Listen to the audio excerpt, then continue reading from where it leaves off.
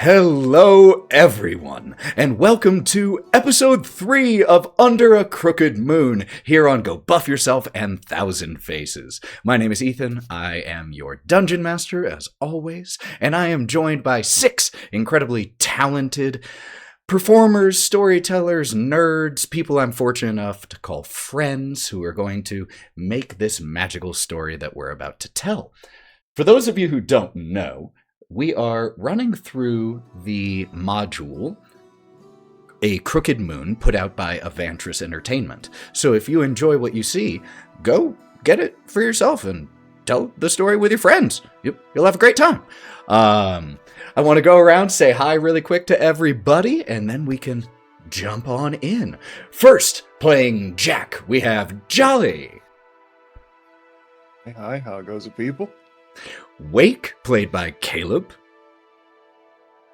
Oh, hey, I didn't see you there. Hi. Felt like a 90s sitcom. Pellam, played by Mallo. Greetings! Breenoh, played by Lauren.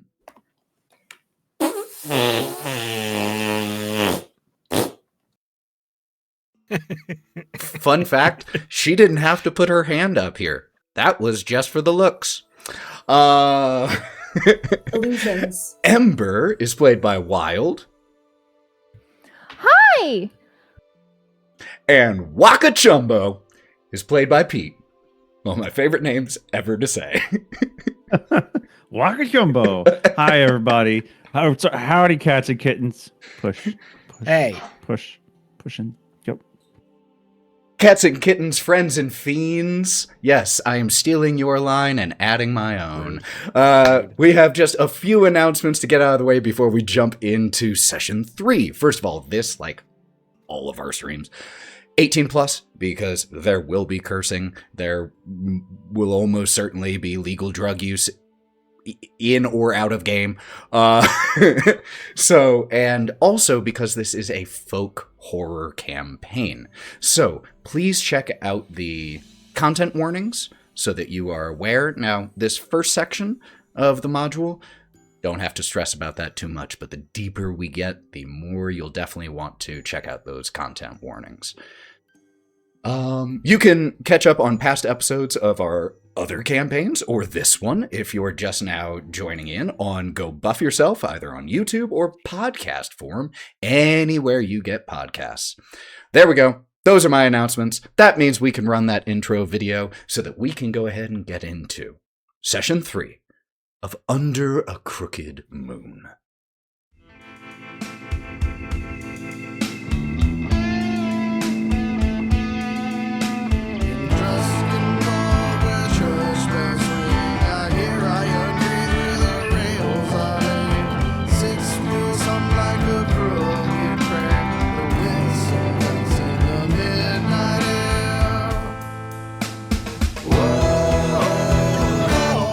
I see the long black train under a crooked moon, under a crooked moon tonight.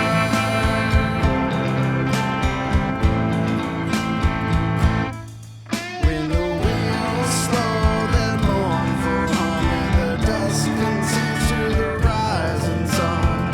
Lay me down by the old rail line where the dead keep time in 6 and 9. Lord, I see the long black train under a crooked moon, under a crooked moon tonight. Death comes to bloom under a crooked moon tonight.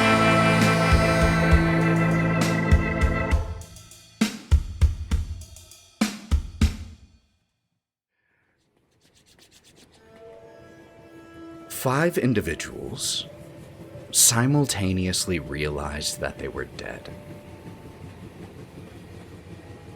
A black locomotive pulling a ghostly train on rails of mist a kind and bizarre figure who called himself the Vagrant, caretaker and ferryman of sorts on board the Ghostlight Express. As the five of you climbed aboard, you were transformed, given physical form. For those of you who remember your past, it's a little different. And after speaking with the Vagrant briefly, you had a violent encounter as one of the spirits on board shattered the windows, allowing something that the Vagrant called the Shroud, the in-between space between the lands of the living and the realm of the dead, poured in, infected several of the passengers here, causing them to become corrupt, crooked.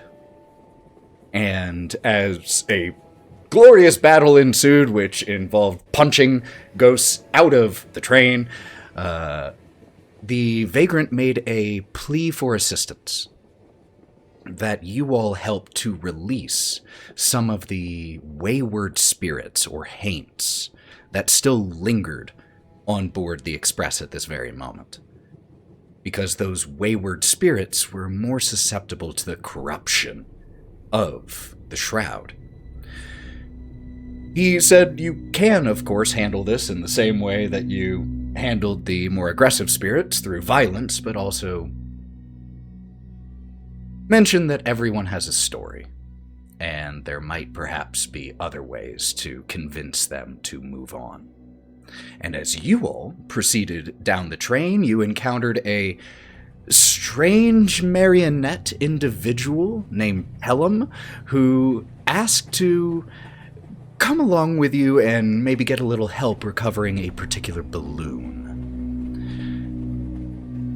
Through a baggage car where you found a bear made of greenish flame with the balloon tied around its tail, Wokka managing to untie the balloon, you all proceeded through the baggage car, mail car, lounge car, sleeper car, and finally reached the one car any one of you gave a damn about, and that was the dining car. You stepped on board with a goal and you executed. And along the way, you encountered several other wayward spirits. But when we last left off, it was with you all arriving in the dining car. Taking in this car, the first thing that you all notice are the smells. Oh, it smells so good in here. And there is a little boy, another spirit, who is seated alone at one of the booths in here. There are several booths, including a very large one at the end that could probably fit 6 or 8 people. There are occasional other diners that you can see that kind of fade and pulse in and out of existence here. The most consistent is that young boy who has overalls on, a little newsy cap, and just piles of food. Like a whole plate of sausage links, big cake, a whole turkey, mashed potatoes, and he is currently just funneling food. Not in an unhealthy looking way, just in the way that a kid might if suddenly all the food they ever liked was put right in front of them and told to go buck wild. And so as you all are in here, all 6 of you, what would you be doing?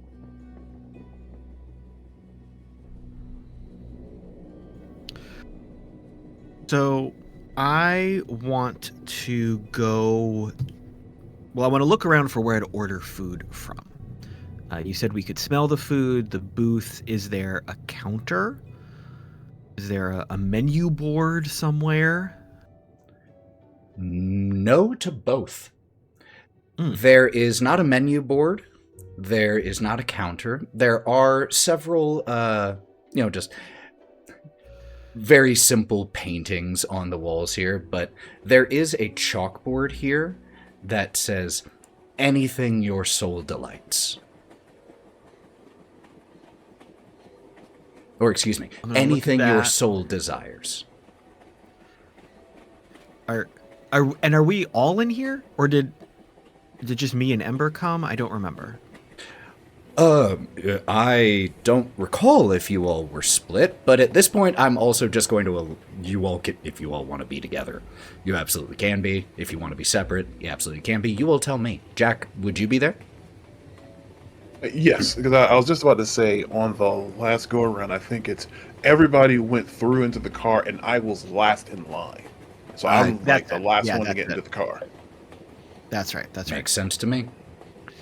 So I look at the sign, kind of point at it a little bit, look to everyone,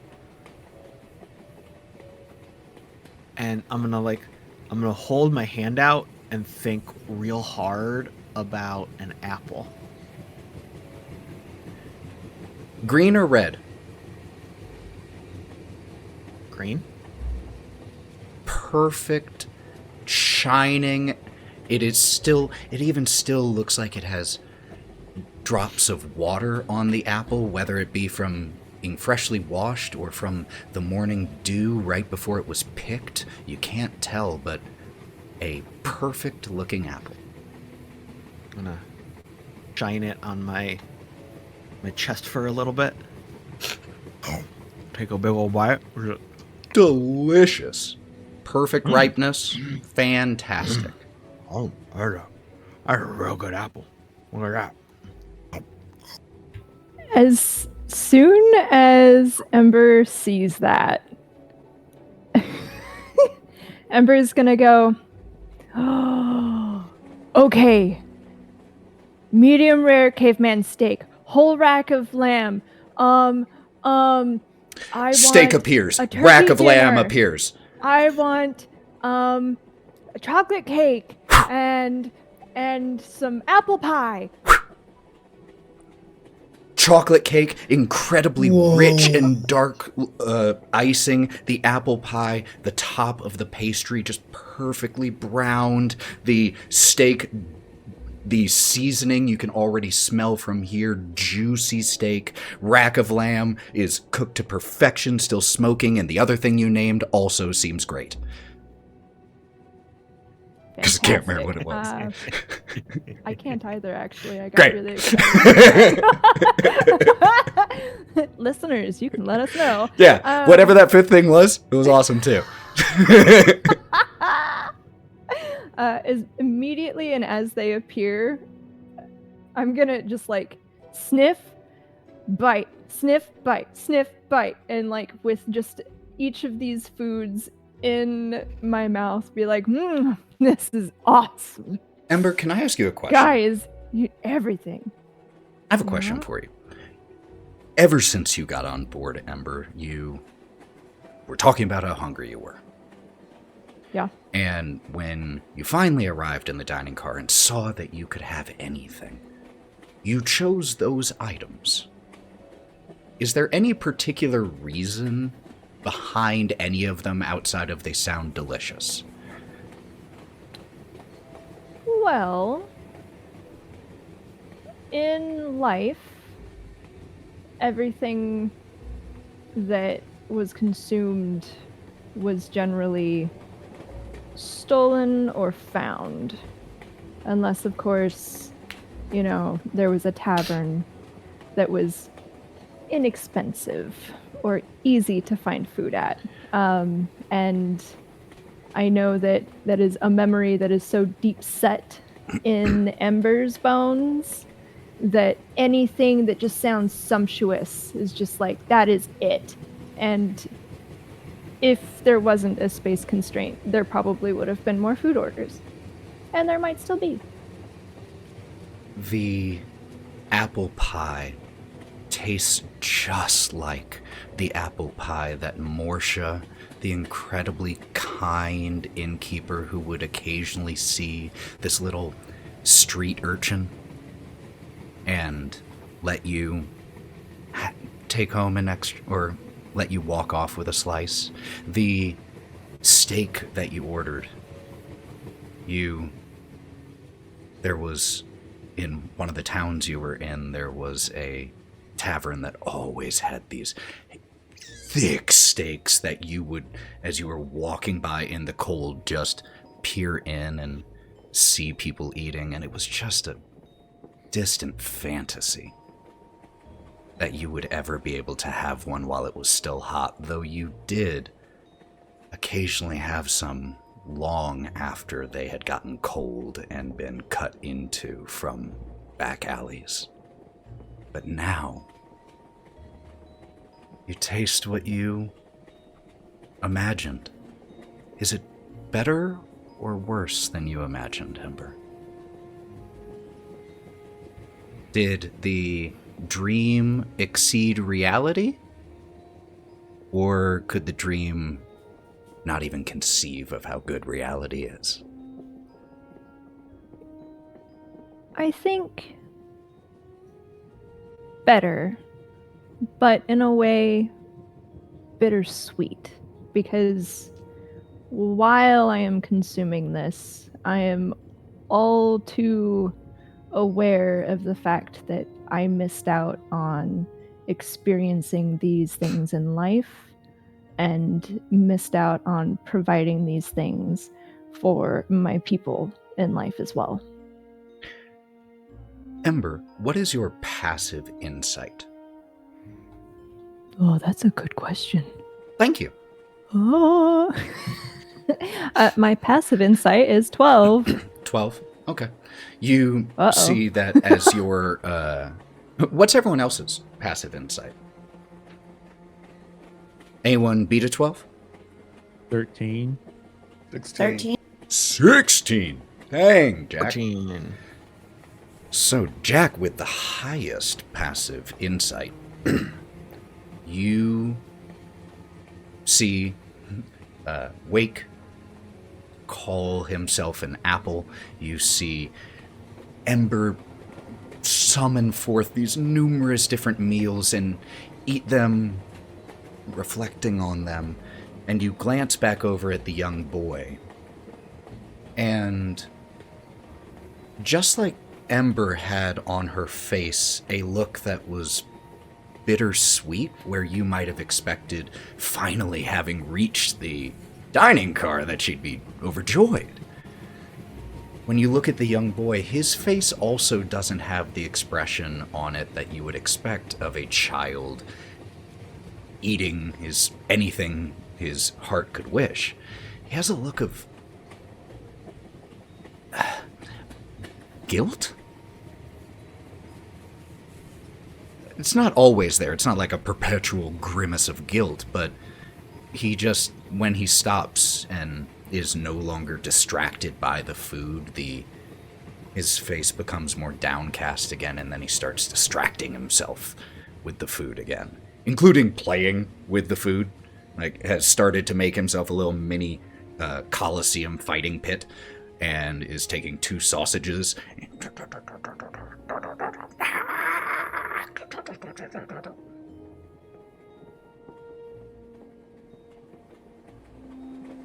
When I kind of see that in the young boy, I look at, him with his apple and Ember with her buffet there, and I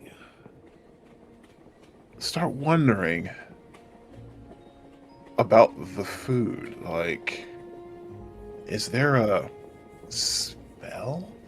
And I start mumbling to, like, anybody who's close might actually hear me, and I'm literally mumbling to myself like is this food casting a spell? Is it maybe there's a spell itself that's creating the food, and it's tied into our...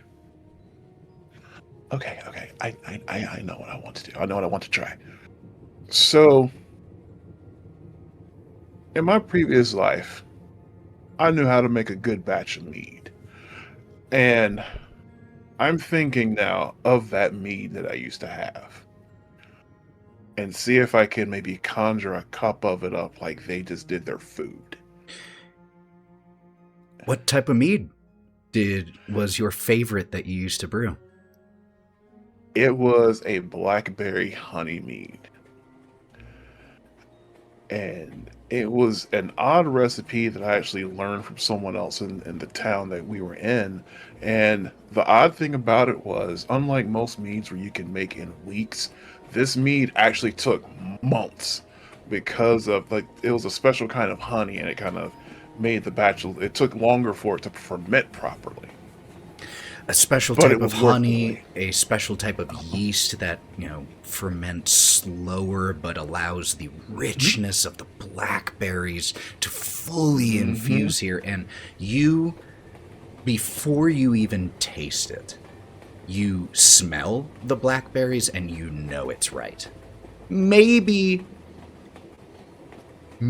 like, and there's a moment where there's, like, your heart rate increases with a little bit of worry, like, is this better than I ever made? But as you take a sip of it, there was that one batch that you made that was just perfect. Everything went right, and this tastes like the best cup from that brew.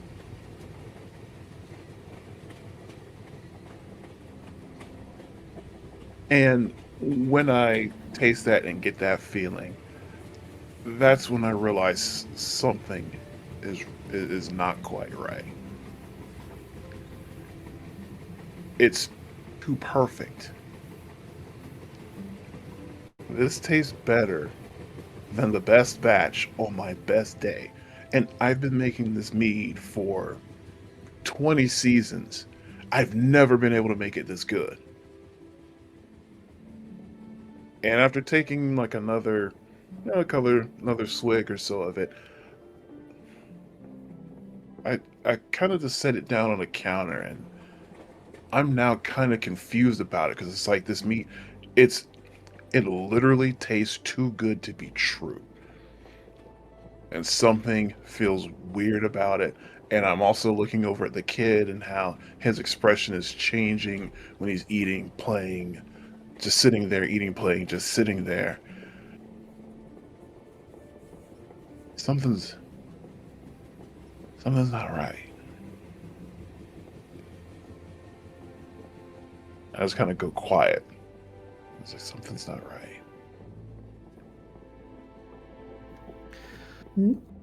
Can I notice kind of what's going through Jack's face? Why don't you make me expressions and an maybe- insight check to see how much you're able to glean just from the outside? Of course, you can then always inquire, but... That's a 13. 13? With... What do you think, Jack, Wake sees on your face? With the knowledge, it might be a little difficult to read your expressions, given your head, but maybe it's easy. I don't know. You tell me. He definitely would see a look of confusion and almost dread. Like, versus when he got his apple and he looked to be satisfied and everything, I got that cup of mead. And there's almost like a disbelief almost as well, where it's like, I'm not just buying into the ease of how good this is. Something feels off.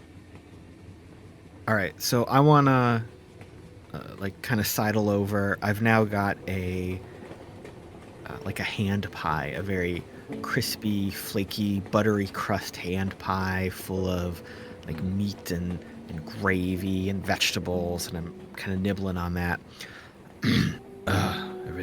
Everything okay? Jack, you look upset. Sad. It's actually rather weird. It's like I was just imagining this blackberry honey mead that I used to have when I was alive, and it was good, and I was skilled at making it. But this cup, it tastes far beyond what even the brewer that taught me the recipe, even she could not make it as good. And it literally tastes too good to be true. And I'm starting to wonder, is there something that's altering our senses or putting us under a charm effect or something like that? Like this feels too good to be real. That's what I'm thinking right now. How about you? How about you and that pie? How does that pie compare to maybe what you've had before? I mean, it's amazing. it's perfect. It's absolutely wonderful. I don't know, maybe it's just me then. I don't know. Maybe something will change if I eat something. So this time, I think of just a simple bowl of vegetable stew. And, just a standard bowl, nothing huge or outrageous, just a standard bowl of vegetable stew. And I sit there kind of like and then I finally eat some of it. And then I notice something that it also makes me rethink drinking the mead. I don't feel the warmth of the stew radiating through my body like when I used to have a hot meal. And you can see that it is hot. You can see the steam coming off of it. And I can feel the heat. It looks like a freshly made pot of stew or bowl of stew.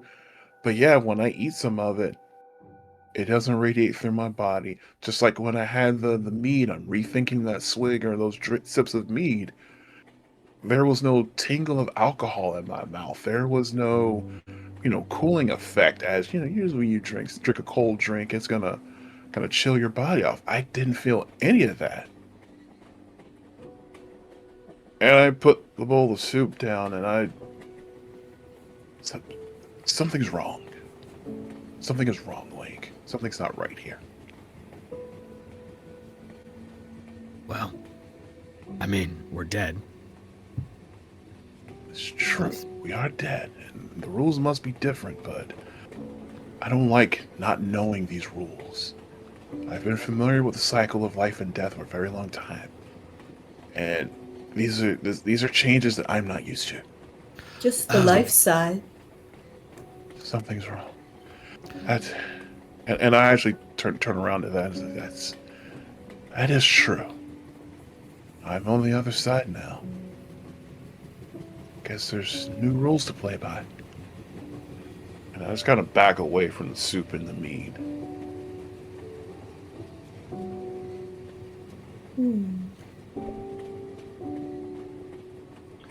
Is there anything anyone else would be doing or saying here?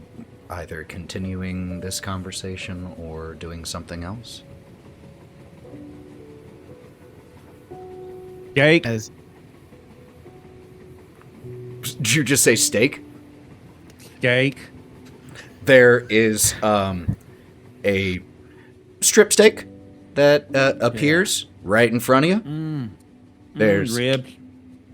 There are ribs. So good. Sorry to treat you like a chatbot, DM. Didn't mean to. Not treating me like that. That's just the dining car. Thanks, dining car.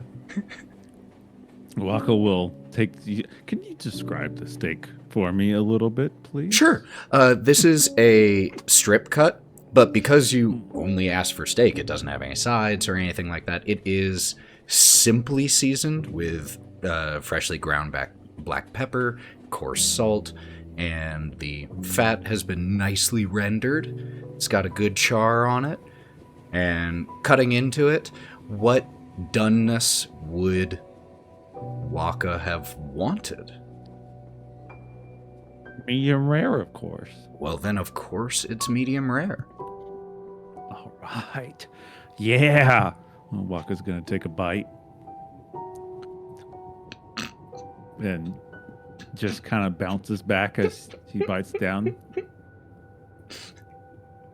Oh, and then just kind of back and forth grind.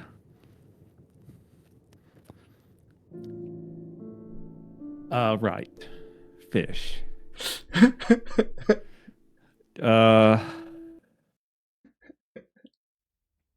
Let me grind on this a little more. Wokka's standing there. The flavor's pretty good. What do... Pepper, salt. Perfectly rendered fat. Can't chew it, though. Bad day. Think about this. Shepherd's pie. A beautiful shepherd's pie in a mini cast iron pan manifests. Perfect. This is what I'm talking about. And Wokka will take the pan and try to figure out this with the fish mouth, and kind of it dawns on him that, well, maybe this is just a big spoon, and we'll just empties the whole thing. And then you'll hear it's really hot. Pontiacs. It's really hot.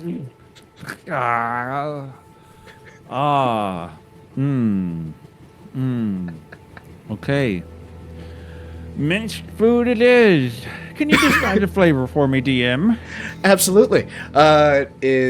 Since you ordered a shepherd's pie, it is lamb. And it has onions in it. It has a very, very well made mashed potatoes on top. Got a nice little drizzle of butter on there. Not too salty, but simple, delicious.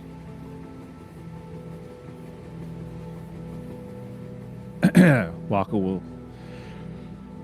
bring his shoulder back. Excellent. Did you guys say yours tasted weird? Hold on. After you say that, a bowl of egg salad appears on the table right next to you. How long has that been there? It was after you said excellent. Hopefully. So. Okay. I was going to say, hopefully it's less than 4 hours, I guess. The way you said excellent as Wokka sounded like egg salad, so the car thought you needed egg salad, and so made an egg salad for you. Wokka is going to assume that the car is reading his mind and just serving him as the nobleman that he is. Like, knows what you want before train. you even do. Yes, bowl. Oh God. Oh, So gross. Nothing like shepherd's pie followed by a healthy bowl of egg salad.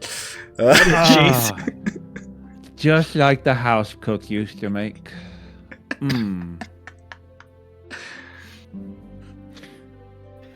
Fantastic. You guys did look like you didn't like yours a little bit. I don't understand.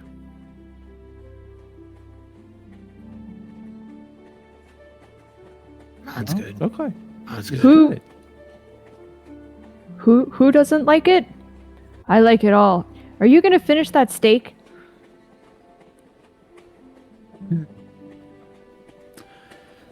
Go ahead, bear. You can have it. I can't. Nay, I refuse to not eat it. Thanks. That's perfect. You can have some cake if you want. Well, perfect. And I eat it in one bite. Hey, I want to. Oh.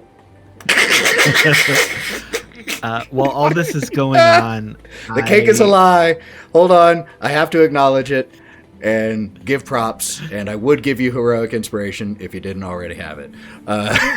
Wake, you. I had that waiting in for this joke. I am so proud of you. Don't ask why I had it off screen. I am so proud of you. Wake, you were going to say something?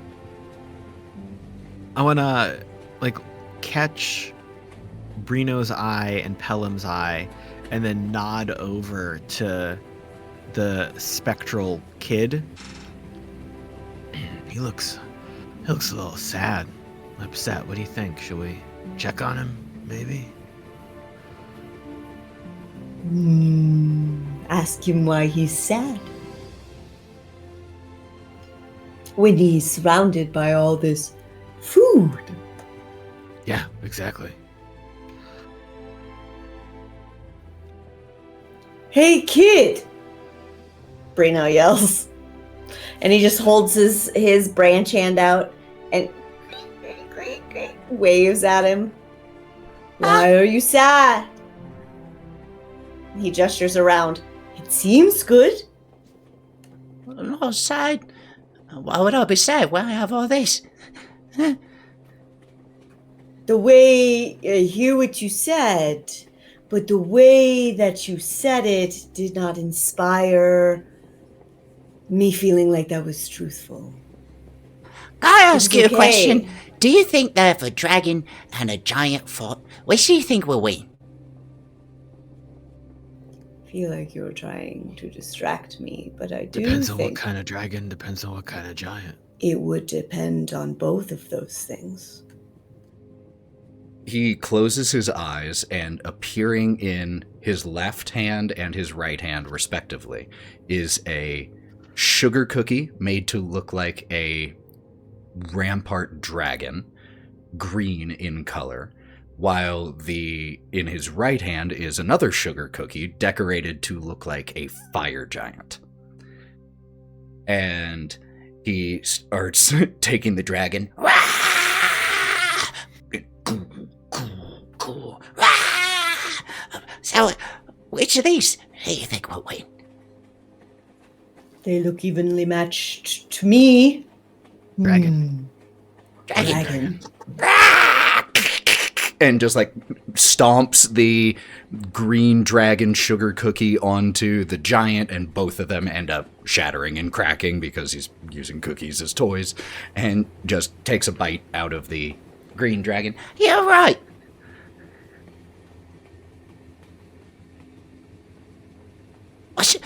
What shall I make next? What's your favorite monster?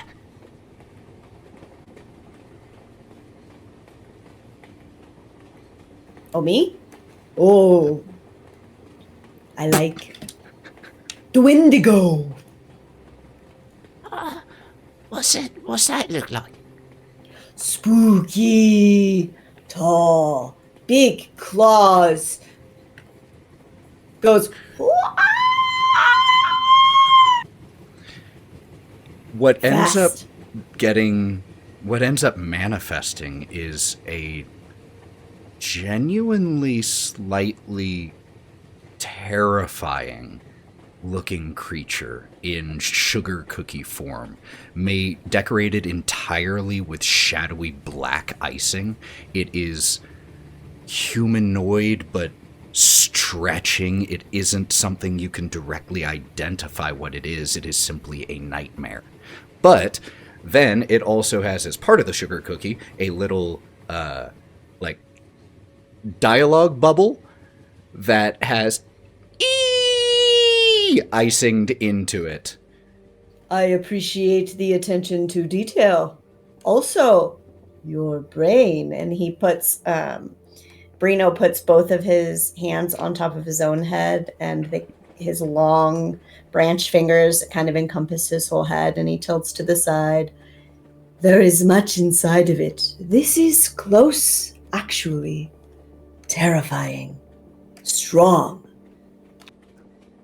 It is scary. So what could beat the Wendighost? Two brothers. Brothers? Flannel, leather. Sound like farmers. No! No, the rock slide bolter. The what? The rock slide bolter. Feel like this is another supernatural reference that I'm not getting. No, it isn't. I will send it to you, but hold on. Sorry. Slide rock bolter. It's a That's on cryptid. me. It's a Oh, yeah, it's I was getting another ready to ask, is cryptid. this a cryptid? Okay. It's just cryptid bullshit, but so just it's- at the table. As you We love this. as you say that once again, the young boy, What's that look like? and how do you describe it to him? A giant fish that lives in the mountains.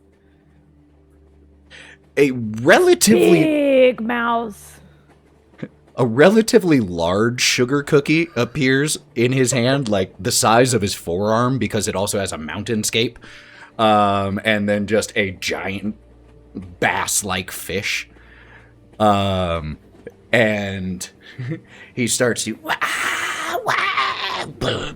And then... Oh, Pellam.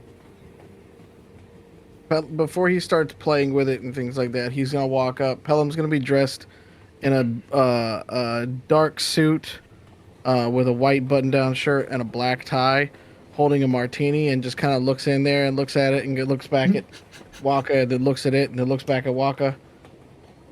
A striking resemblance. And then he'll take a sip of his martini and then he'll just hop up on the table and cross his legs.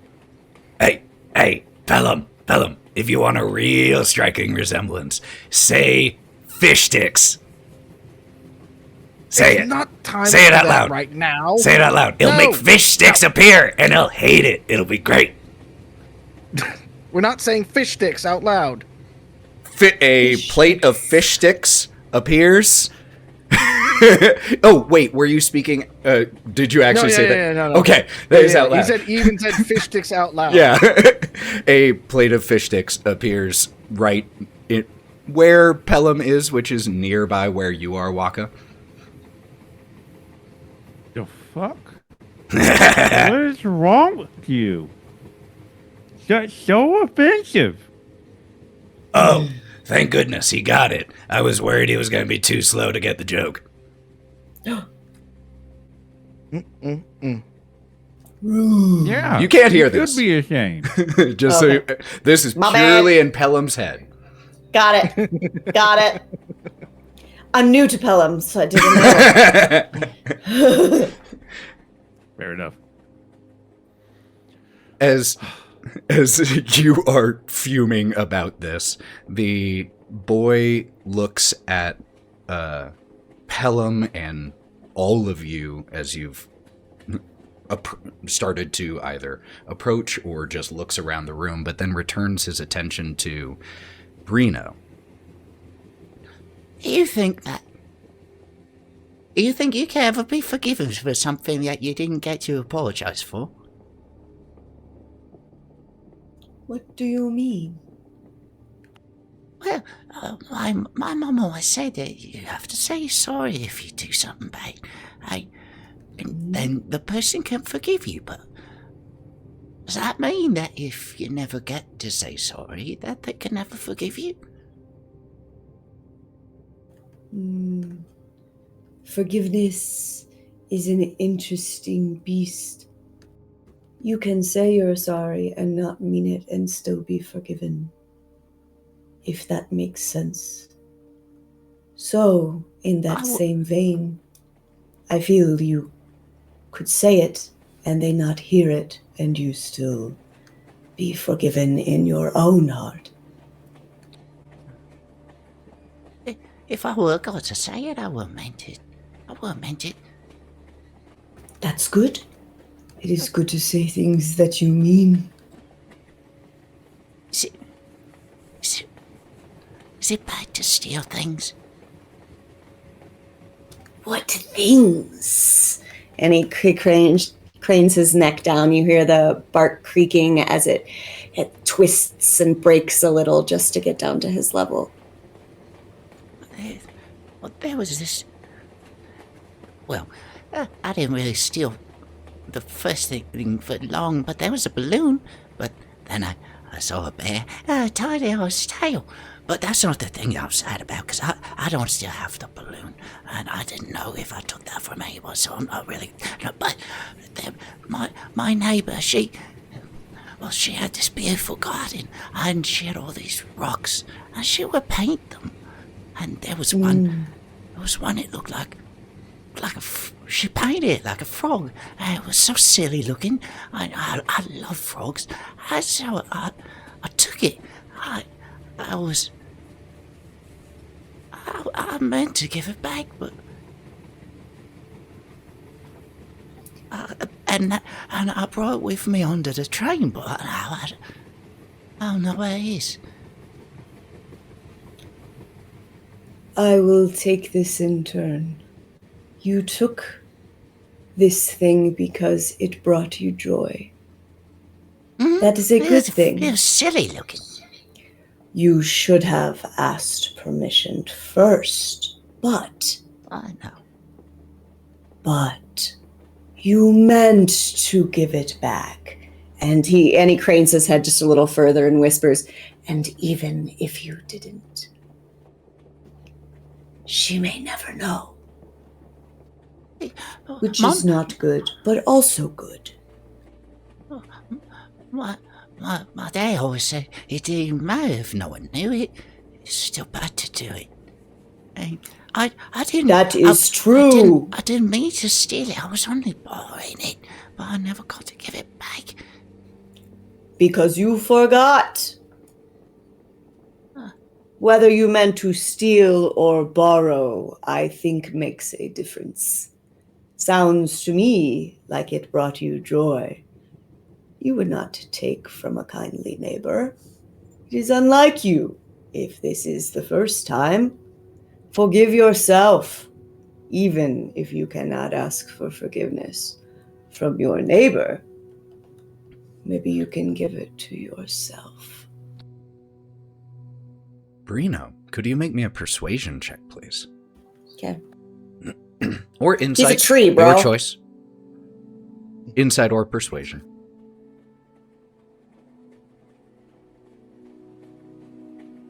Does Pellam hear any of this since he's Oh, sitting yeah. at the table next to him? Oh, Setting. absolutely. I mean, he's like, it's hard to hear. Well, he's mostly stage whispering when he whispers. Mm-hmm. So, it's that whole, Yeah. if I Make my voice sound like this, no one can hear me because I'm a kid. Look, Um, kids can't be quiet. Kids can't be and- quiet. Everyone so on the yes, goddamn you train can hear this kid. absolutely hear this. He just kind of looks over and he's like, the balloon's one thing, you little shit, but the rock's another thing. Who cares? It's just a rock. Who cares? I say a bad word. Yeah, bad is a relative term, really. See, it is a subtle spectrum. They said I was on the spectrum one time. I think. That I believe. Yeah. No shame. Takes a sip of his martini. You want your rock back. You want your neighbor's rock back. I It's just here? want to give it back. Oh. Yeah, I brought it on Oh. the train with me, and then I lost it. You want forgiveness. That is noble. Intention, remember? That is important. Noble, like a knight. Like a knight. You have good inside you that you want for others. You want to give it back, though you are dead. Yeah. And his voice kind of dies in his mouth or in his throat as you remind the young soul that he's dead. And I'm sorry. And he remembers that. We will get your rock. Pellam? Pellam just brings up the puppet from earlier, the rock puppet kind of piece and things like that, and he just kind of goes, "Well, Mr. Giggle says that even if you do bad things and you're dead, it doesn't matter." Hey, that's the rock. That's it. That's the frog. I remember now. Yeah, it was a puppy. Yeah, It you was left it missing in his my head. train car. Hey, Yeah, you. I've been keeping him busy the whole time. And just starts like absolutely giggling with the voice that you are giving it. And even though it's a rock that's painted and the mouth can't move, he's still absolutely entranced by this little performance that you put on. Mr. Giggles, is it all right if I take your head? So, I think that if I have your head, Mr. Giggles, I might be able to, like my dad used to say, face the stone cold truth. You know, they said the same thing back in France back in the day, too. And they said, let me fucking cake, who cares? And then it was all heads and tails. Where's that bad word on the spectrum? Very far on the right. And I get to say the ones on the left? You know, I'm not your goddamn parent, so you can say whatever the fuck you want to. Poop! You can do everything because we're on this train and stuff like that. You know, it doesn't matter. It's not like we're keeping track or anything. And he begins to like spout off the most innocent of dirty phrases, butt face and just like fart head and poopy. I'm not good at fuck. Poopy cock, yeah. And he like makes the Poopy puppet. chicken. You know how Kermit Poopy the Frog chicken. does this thing? Like, yeah. He makes the puppet kind of do the Kermit the Frog thing along with him to celebrate. Thank you. Is it all right if I take Mr. Giggles? He puts the martini down out of the last one and then kind of takes it up out of there and he says, only if you do this one thing for me. You gotta promise you'll do this for me, right? Okay. If you meet important people out there in the world, you'll make Mr. Giggles say, fuck off! You gotta do it in the accent too. F off! That's right, Pellam, corrupt the youth. Fuck off! Okay. Yeah, there you go. Deal. Okay. And he gives him the puppet. Takes it, looks down at Mr. Giggles and the painted frog rock, looks up with a smile and waves to you all. Fuck off! And fades out of existence. Off he did. Oh yeah, that kid's going to hell. He really did. Fuck off. He did fuck off. Off he did fuck. And that feels like an incredibly appropriate time to take our break. We are going to go fuck off for a second, and we will be back before too long. Don't go anywhere, friends. See you in a sec.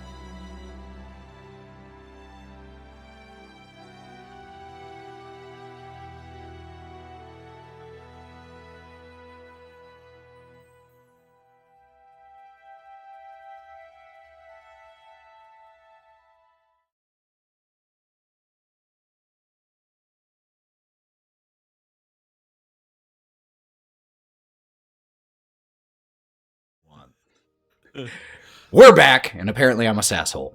No context. No context for that. Just know that apparently I am. It's a truce. It's just a true thing. So, the young daydreaming boy disappears with the head of Mr. Giggles, leaving you all still here in the dining car.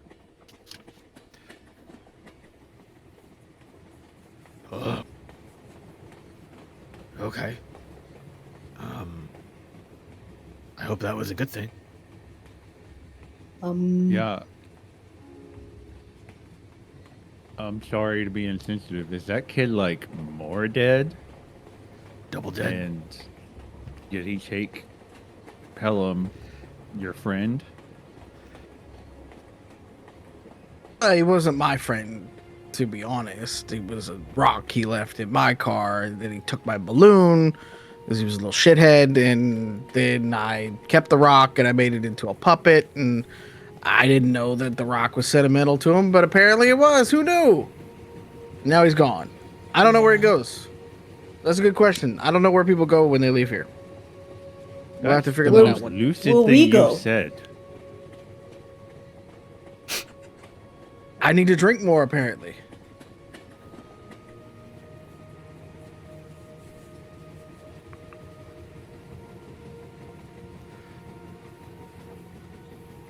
Well, the vagrant asked us to, like, help some of these folks, right? So, the kid, the jailbird, the others, like, we're on the right track if we're supposed to do this stuff. Does that mean I still have to learn how to speak bear? Well, I don't know if the bear was included in that or not. The bear was on fire. These people were not on fire. They were just weird colors. I'm sorry. I thought of something. What about the woman that wouldn't let us open the door? Do you think maybe she wants some food or something, and that'll entice her to open the door? Well, I gotta take steak and eggs back to the guy, and that's on the way, so we could do both. Okay. So, thinking of that, I'm going to ask for, or think of, a bowl of, this time I'm going to go for, like, another bowl of like, hot vegetable soup. And I'm going to try and imagine it in some sort of, like, container, so you can, like, take lid off, put lid on, and all that. And a container of water. You know, just basic drinking water. You And absolutely that'll get be a... to take back to the girl and maybe offer her some food, and then she may be willing to talk. pitcher of water, a bowl of stew with a thick cloth over it. Not really many to-go containers, but at least something to make Right. it so it's harder to spill and it won't get cold. Mm-hmm. And a spoon. Absolutely. Because that would be hilarious. And I'll order the rare steak and sunny side up eggs for the prisoner. It appears And I'll order 5 more. they also appear. They're just a whole table's worth of sunny side up eggs and rare steaks.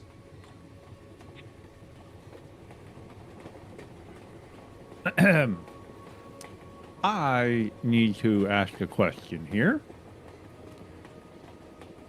I didn't mean to be rude when asking if we killed that kid, but I am genuinely curious, and I kind of want an answer, because so far I've gotten no answers for anything, except, oh, I don't know, deal with it.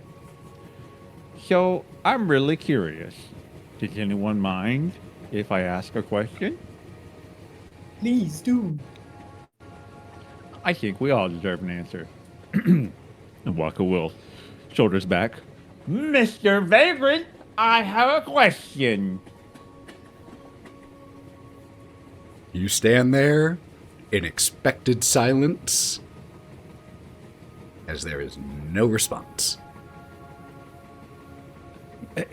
Maybe he didn't hear me. I would like to speak to the conductor, please.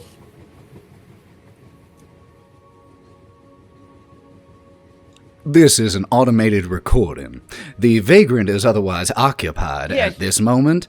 Please feel free to attend to whatever your concerns are. Find yourself food in the dining car, drink in the lounge. Enjoy your time on the Ghostlight Express. How convenient. He said, any questions, please ask. Could everyone make me Well, let's a go quick kill some more check? children. It can be insight, investigation, or perception. Those three make the most sense to me. Looking for anyone who beats a 19 here. And what is You this? said that. Investigation, perception, or insight. That's what I thought. Not passives, roll. Not me. Perception. 8. Wokka has Whoa. rolled. Natural 1. Ew. Are you okay? Dang. The highest we got on that was a 12 from Pellam. Wow. 8, 7, 6, 9, 6, 12. But we ain't seen nothing. Pellam, you hear in your head, oh, I like this vagrant guy. He's full of shit. He just starts laughing.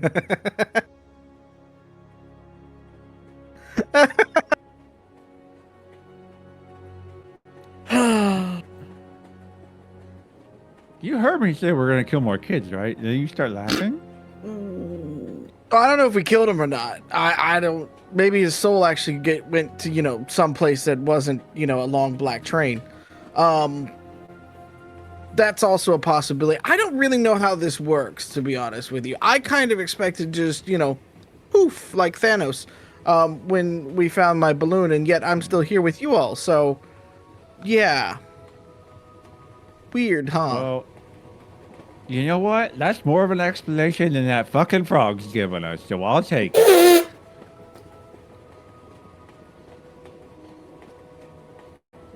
How does it work with amphibian creatures and water? Do you guys is it like the jets and the sharks? Wait, sharks are water creatures too.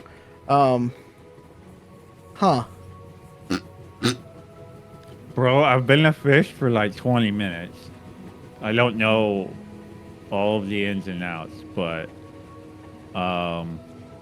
so far I don't like him very much. So I'm going to say that we're at war until I find out otherwise. You know what? Let's go with that. Let's fuck At him least up. you can drink stuff. When I put it in my mouth, I have no idea where it goes. I'm made of wood, much like this kind right here. That's an interesting point. Mm-hmm. That's just Tastes good that's a though. head scratcher. We got 2 fuzzy faces, 3 folks made of wood, and a fish. And we walked Fish. into a bar cart. Water, please. And we walked into a bar. A glass of ice cold water. Oh yeah, baby. How I do this? Wokka will take his hand flipper fin, dunk it in the water, and just slather it on a little bit. Not quite satisfying. They'll just kind of throw it back and chug it. Like, still figuring this out. Thank you.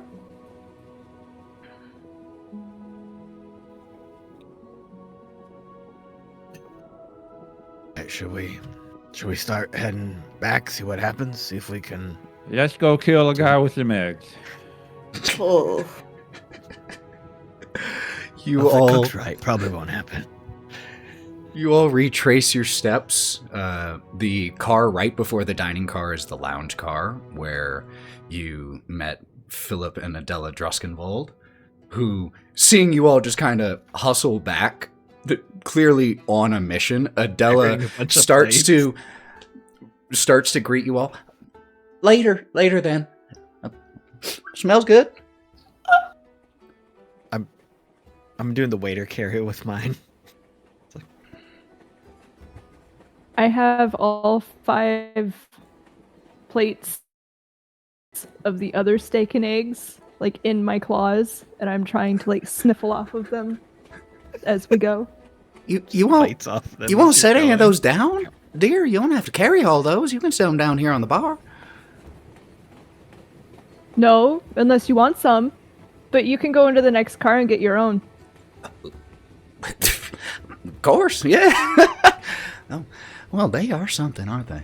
They are indeed, my dear. But they are on a mission right now. Look at them.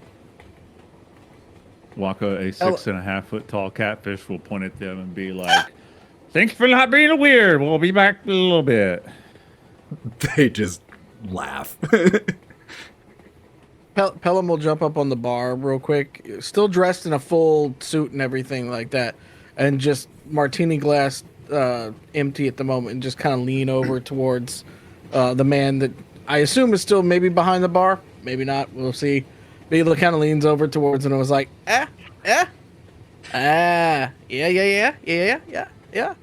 Philip steps behind the bar while complimenting the cut of your suit. That is finely tailored.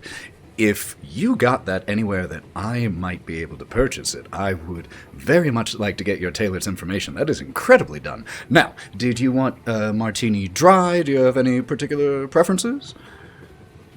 Of course. Shaken, not stirred. And he does in his best 007 voice. Takes a minute, very, just does quick pours, doesn't measure them, but shakes and strains out a frosty mini serving of a martini for you, and then pulls a cocktail glass down and fills his own and skewers a couple olives and drops a skewer of olives in yours as well. There you are. Let me know what you think. I'm always taking critique. Oh, yes, cheers. And he goes and takes a sip. I imagine it's probably immaculate considering It's pretty he's dang been working good. the bar. Yeah, it's pretty. I mean, Yeah. it's a good martini. Yeah. He just kind of gives a nod and he's like, "Pleasure to meet you, Moneypenny," and jumps off the bar and starts walking behind everybody. What did he call me? I think he said money penny. I don't know what it means, but I kind of like it. Money penny. You all head out of the lounge car, passing back through the mail car, where that grizzled spirit of a sailor is continuing to lug mail to and fro, passing through the mail car, and you eventually then return to the sleeper car, where as you once again approach the third sleeper cabin, you still hear the faint crying from behind the door. Would you all be stopping here first, or would you be continuing on to the baggage car before dealing with anything else? I'll look over to Jack for this one and see what he wants to do. Yes, I would like to, to do something with this while the food is still fresh. So I will actually approach the door and I kind of give a gentle knock and something to the effect of offering food. It's like, food from the dining car. Would you enjoy some soup and some cold water? Trying to sound like car service. Thank you. You can just leave it there. I'll get it. Thank you. Okay. Well, she says she at least wants it, so I set it down and leave it kind of like a service thing. I just leave it right in front of the door, and I guess I don't want to force her, so I guess she's at least eating, so I guess we can continue on. I love Jack. But what I would like to do next is, instead of going on to the next car, I want to check those other 2 doors. Absolutely. I did. Which So, let's which would see, you we started- check first? So there are 3 sleeper cars here. Would you check the middle one or the far one first? We'll go ahead and check the middle one, because when we first came in, door number 3 is the girl that won't open her Mhm. door, and then there's the middle car. So we'll go to the middle door next. Listening at the door for a second. See if there's someone else in there. Don't hear anything. So you slide the door open. You see a private cabin. There are 2 neatly made full beds in here, polished mahogany furnishings, plush velvet curtains that veil the shroud beyond the window.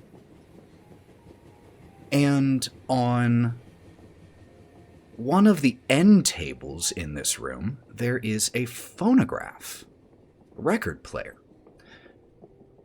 Already, it already has a record on it, but it's off, not turning. The needle isn't on the record. It's not playing right now, but that's what you see as you look in the second cabin here. When you check out the first cabin, I'm just telling you both, and then you are free to do any investigation you would wish.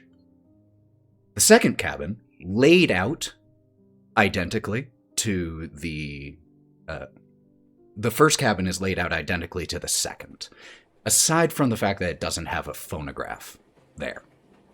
You only see that in the second cabin. You do notice, however, that this first cabin looks like it is occupied, not currently, but that someone is actually staying in here.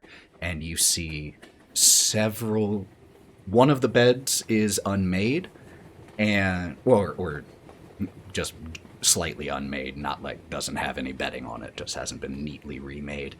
And on the other bed, there are several different assorted sets of fine clothing, from well-cut suits to silk pajama sets, dresses,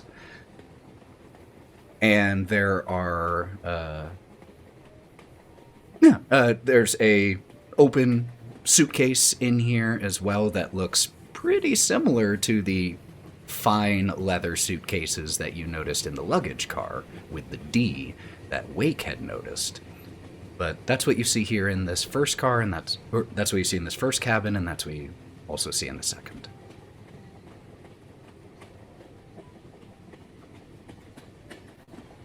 I will actually return to the second cabin, Mm-hmm. and I want to go check out the phonograph. Is anyone else And- going with Jack as he's investigating? Or would people be pushing Oh, yeah. on to the next car, or just hanging out in the hall? Breenoh, you're tagging along. I will be a shadow. I'm eating. Wake, Pellam, Wokka? I will be still in the train car, Mhm. in the sleeper car with everybody, but a little bit closer, like that sitting area that's Got it. closer towards the exit we want. Got it. And Pellam's just hanging out, drinking. Got it.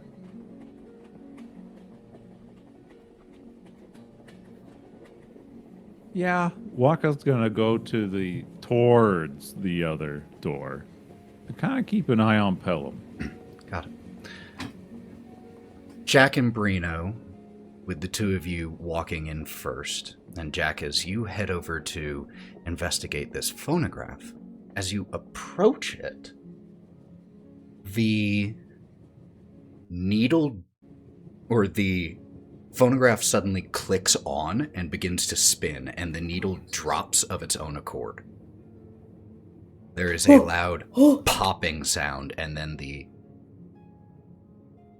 sound of a phonograph before the music starts, the little static and scratching and popping.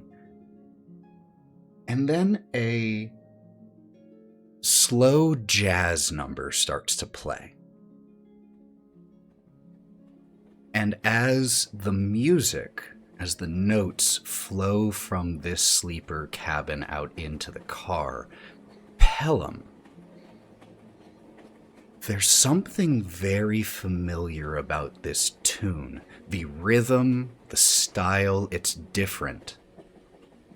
But the themes, the notes, the melodies, the runs of different chords here, they're very familiar to you.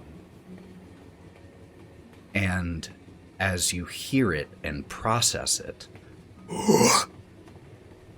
you were leaning up against one of the walls here in the sleeper car just a second ago, but you suddenly find yourself in a different space. Let me just adjust one thing.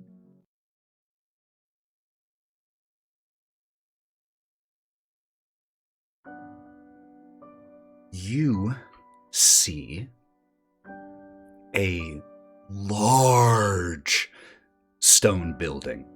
Huge. Not castle size, but definitely an estate that could house hundreds of people. And you are near one of the porches of this building that probably has many. And you see on this porch numerous figures, about 8. One of them is seated in a rocking chair, while the others are all standing surrounding this seated individual. The standing figures are all dressed in similar uniforms of medical practitioners. They all wear masks that cover the majority of their face. And you can hear that the figure in the rocking chair is saying something. Saying one word over and over and over again.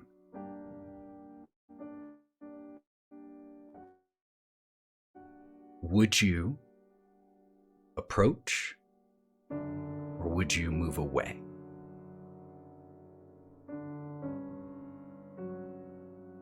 He'll approach. As you step closer, those standing figures also start to slowly step closer to this figure in the rocking chair, and you can now hear the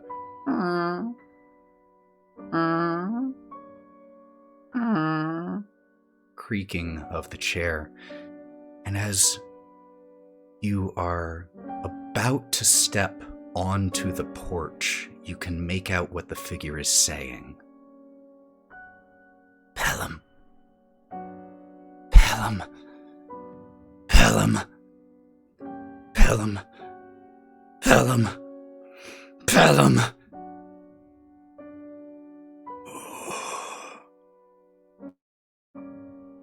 Do you find yourself back inside the train, where you were standing, as the song concludes?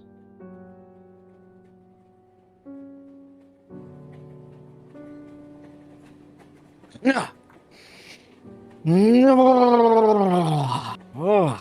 You alright, kid? They, yeah, they,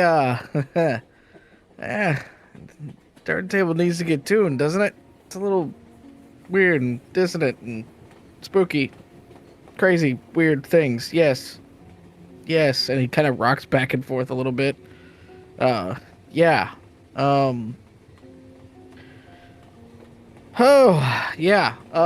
Yeah, about that crazy bitch in the other cart. We're gonna do something about her? She's still crying. Getting annoying. Give her a drink or something, maybe. Yeah? Maybe? Could we by chance notice if her crying or anything like that changed up while that song was playing? Did not seem to. You can't hear the crying in this cabin, but those of you who would be close enough to the third cabin, Ember, to have still heard, she continued to softly cry throughout. So,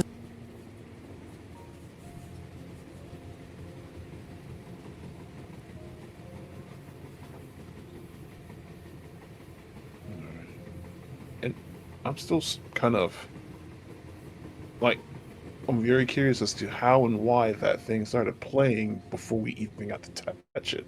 So I'm still going to approach it. Yeah. And is the did when it finished playing, did like the needle come off and everything, or do I need to remove it? Because I No, want to it take is. off the needle and It's actually still pick up- spinning, and it's just in between tracks at this moment. So I'm actually going to take off the needle and actually try to get the record off the player to kind of see if there's any writing on it. Is it labeled with like the name of the song or something? It is. The only writing on it reads property of the Ghostlight Express. Please return to cabin 2 if found.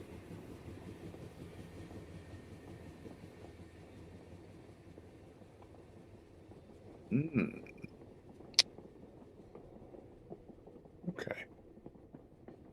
I'll put it back on the phonograph, but I'll put the needle, like however you set the needle down when it's not actually playing. Absolutely, It's on like its the needle rest. rest. Yeah. So needle back on the needle rest. Record back in its place on the player. Are there any other records around, or is that the only one there? Make me an investigation check. Investigate. 16. First of all, looking at the phonograph, you can't find anything that explains what just happened. But looking for... Oh, no, yeah, we're getting to that. But looking for another record, there is another record nearby that reads... or the jacket of it reads... Jazz Standards, 12 classic numbers.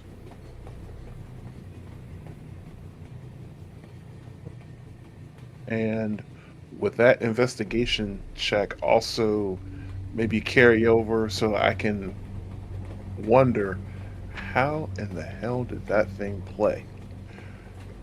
Like, okay, let's step outside the game for just a moment. If I remember correctly, don't phonographs need some sort of power source? 100%.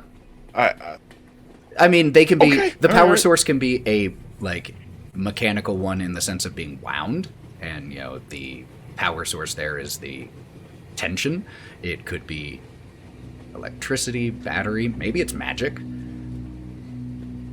We are in a world where magic exists, so maybe it needs a power source, maybe it's enchanted. Right, I just call a support number because phones are fail too, apparently. Excuse me, it started playing on its own. Seems haunted. Please advise. Yes. Yeah, but seriously, I do want to, like, look it over or poke and prod it to see, like, what does power it? Like, you know, is it mechanical? Is it magical? It has a crank on it. Okay, it's crank. Okay. Ah, that's weird. Like, why? How and why did this thing start playing when we entered the room? We don't see any sort of, like, trigger, a wire, a pattern, something that could have, like, someone could leave behind to rig it to play when a person walks in the room, or... Carrying over that investigation check, 16. 16 is pretty good.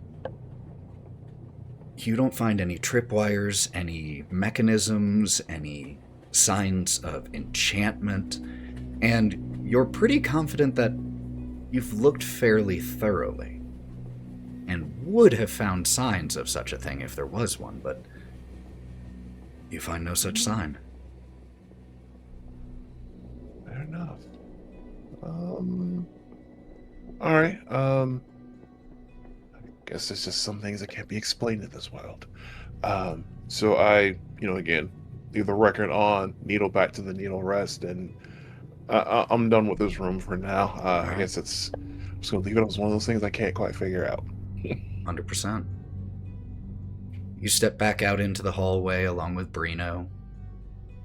Would you all be lingering here in the sleeper car, or would you be heading to the baggage car? I'll head towards the baggage car when the group Yeah. kind of shifts that consensus. Yeah, I'm ready to continue on. Yeah. Before we go, and everybody piles out of this car, and Ember's finishing up the plates of steak and eggs, neatly stacking them, don't worry about it. I'm going to knock on the door of the crying lady. Thank you. I'll get the food in a moment. Thank you. Hey, no worries. You sound like you need either a hug, a tissue, or a bottle of wine. Can I get any of those for you while we're passing through? We're worried about you. There's a pause. You can come in. Oh, okay. And I'm going to look at everybody with, very wide eyes and look back at the door, and then slowly open the door. And I'm going to say, just so you know, we do have friends out in the hallway, but I will just come in unless you want more company. You can tell me if that's the case, but let's see how you feel about this. And I will keep the door cracked so that you feel comfortable. As you very gently and considerately enter the room, the woman does not respond. As you can as a bear. As much as you can. But your words being very gentle and considerate. The woman that you see in here does not respond. The room that you see is identical to the one with the phonograph, minus the phonograph. You see, seated on one of the beds here, a spirit of a crying young woman. She has big, wet doe eyes. Can't really tell what color her hair was, but it's done up and then is done under a large hat, which has a large bow on the top of it, which attaches or loops around under her chin to hold the hat on. And she is holding in her two cupped palms an open locket. The locket is still, the chain is still around her neck, but she is looking at the locket and crying. Hello, my name is Ember. Can I give you a hug? Words of comfort? She does not respond, but as a result, she neither responds in the affirmative nor the negative. She simply keeps quietly crying and looking at this locket.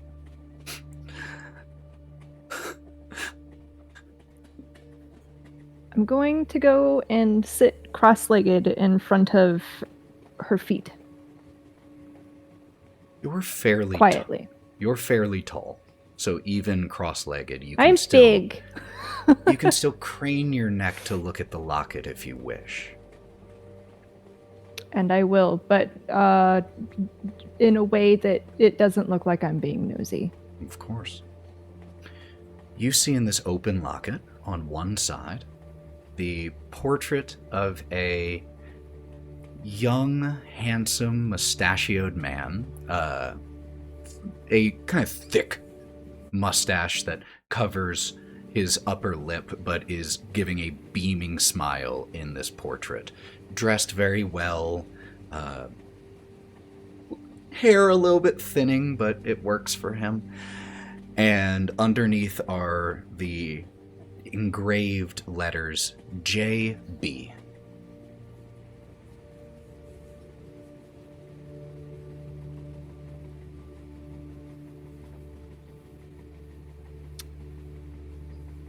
After a minute of kind of just letting her be, Jacob. I'm going to speak in a very low, oh, Jacob. Okay. Is that your Jacob? Isn't he so handsome? And turns the locket a little bit towards you. Hey, Jacob.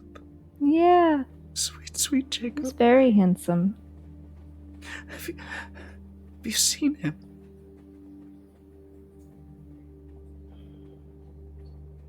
DM, have I seen him? Nope. Okay. Thank you, DM. I'm not quite sure I have, but I am happy to keep an eye out for him if you think he's here with us. Did you guys get separated? I don't know. I just know that if I get off this train, then I'm going to the next place, and if I go without him, then I have to spend forever without him. And what is forever without him?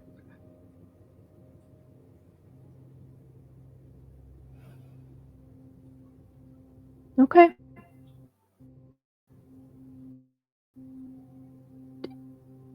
Do...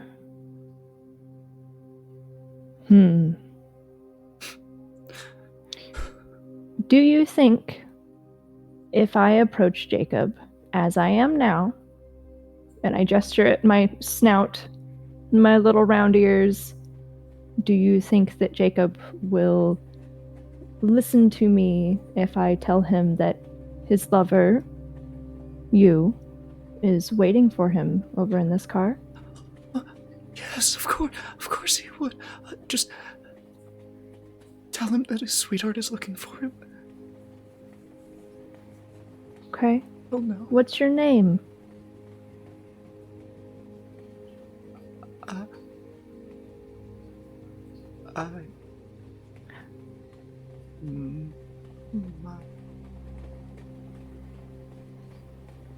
Don't remember. That's okay. You can be sweetheart for now, okay? Okay. Does that feel okay? I know it sounds stupid, but that's all I ever wanted to be. It's just his sweetheart and him mine. That doesn't sound stupid at all. It looks like you were that. You have him in a locket.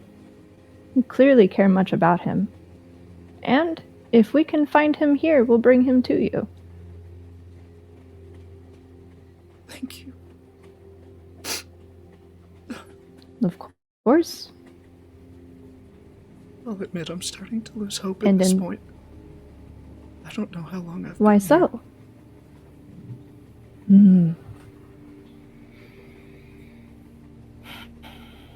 Well, I don't know how long any of us have been here.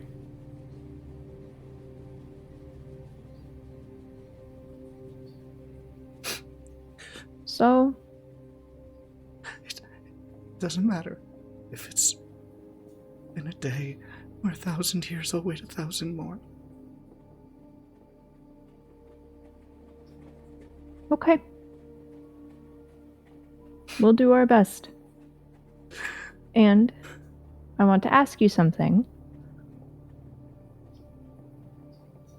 If we do not find Jacob in the worst case scenario, and I'm just saying if, are you going to be willing to see if he is in the next place waiting for you?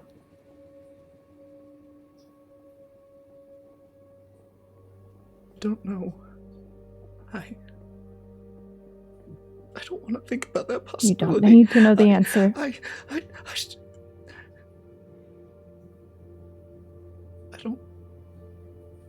don't want that.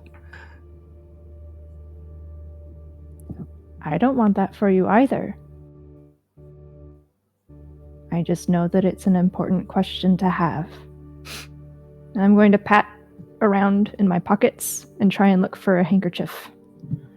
You have one. I pull it out and I hand it over to Sweetheart. Almost without realizing she does it, she reaches out and takes it and dabs at her cheeks, and then her hand just falls to the side, the handkerchief hanging loosely as she just keeps looking at the face of her one true love. All right, Sweetheart. I'm going to go and let my friends know we are looking for your love, Jacob, with that wonderful mustache. He was always so proud of that thing. I begged him to shave it. I mean, if I could grow hair like that on my face, I would also be very proud of it too. Thank you. Of course. Could you close the door? I don't want anyone to hear me like this. Absolutely. And if you want anything else, actually, first, let me bring in the food and the water. She just And I'll bring nods. in the soup and the water. Set it down next to her. She doesn't even seem to take notice of it. But Do me a favor, Sweetheart. Eat 2 bites for me. And drink some water. she And then I nods. leave. And you slide the door shut behind you.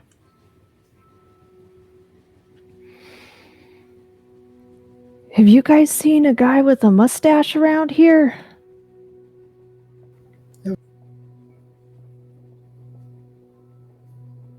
What was that, Breenoh? It cut you out.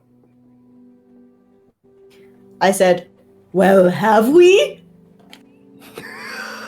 I mean, you all have seen one guy with a mustache, Philip, but his was Then yes. very... Jacob? There is no comparison. Jacob looks like he has like mahogany skin and a receding hairline and a large bushy mustache compared to the slicked back hair, pencil thin mustache, and fairly pale Philip. Okay. Well, guys, Isn't the We guy gotta that we're keep supposed an to take eye food out. back to got a mustache? yeah.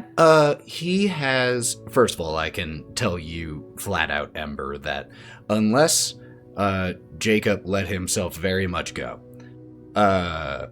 and had some other very significant changes, there is no way those are the same two people. Though the jailbird figure did have definitely numerous days of scruff on his face, it wasn't the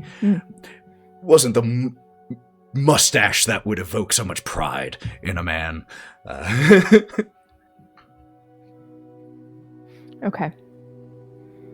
All right. I'm God. going to try Now I and... have the mustache song from A Million Ways to Die in the West stuck in my head, which if you haven't heard that, A mustache, a Neil mustache. Now Patrick we Harris. both have said mustache. It's amazing, and it's in my head forever now.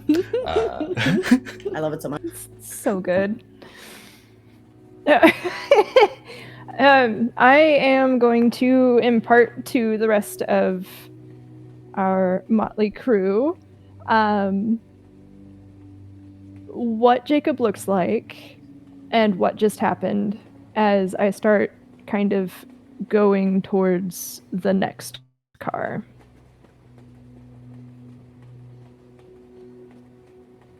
You begin recounting this. Would anyone want to say anything on this to Ember before you all arrive in the mail car? Or, I'm sorry, before you arrive in the baggage car. You've already passed through the mail car. So, as you inform your companions of this and you all press backward, back towards the baggage car, you once again enter the car that is too tall to make sense with the towering mountains of dusty, aged luggage in here that you have to pick your way back through before you eventually return to the spot, Wake, where you left that figure in the striped clothing with the ball and chain attached to his ankle. And he has his eyes closed at the moment, hand on his stomach, and is just...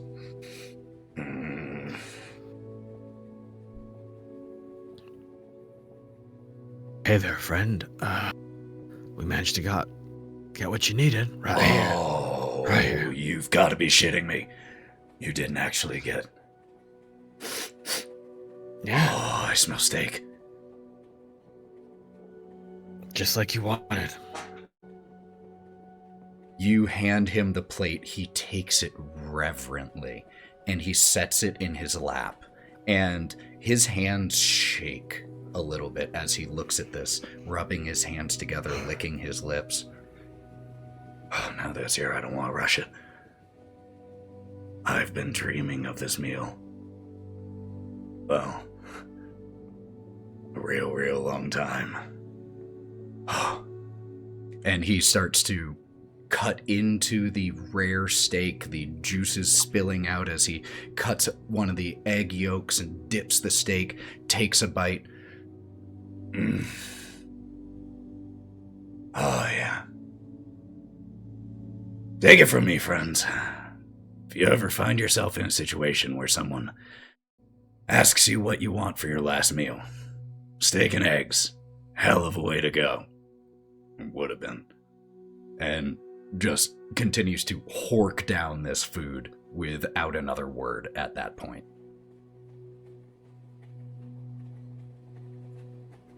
There. Oh, yeah. Ember? Friend, between your bites, Excuse me. you seen a man with a mustache?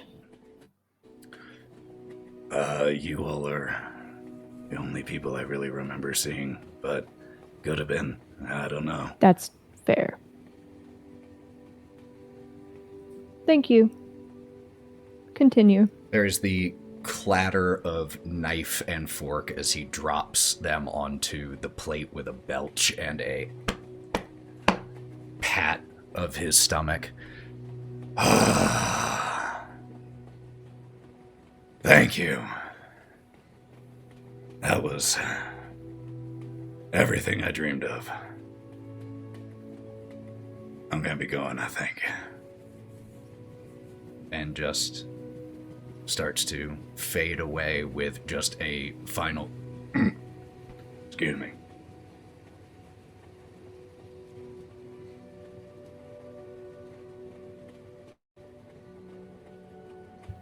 Well,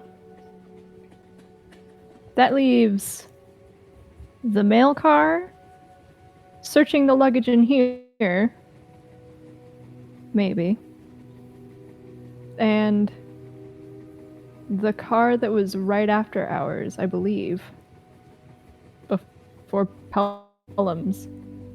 The circus car was I'm the remembering one right correctly. after the passenger car. It went passenger car, circus, baggage, Oh, damn, we got sleeper, lucky. mail, lounge, dining. You got lucky in Oh, one okay. respect and unlucky with the dining car. Very unlucky in the next. Okay. Yeah, there's the I mean, guy that was working the mail, and then I think there was someone in the lounge that we didn't talk to yet. you're right. Can I, before we go, see if any of the chests or trunks in here look interesting enough to maybe look through? Sure, make me an investigation check.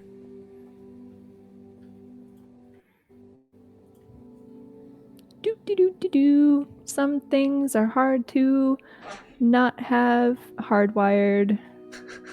Oof. That's an 8. 8.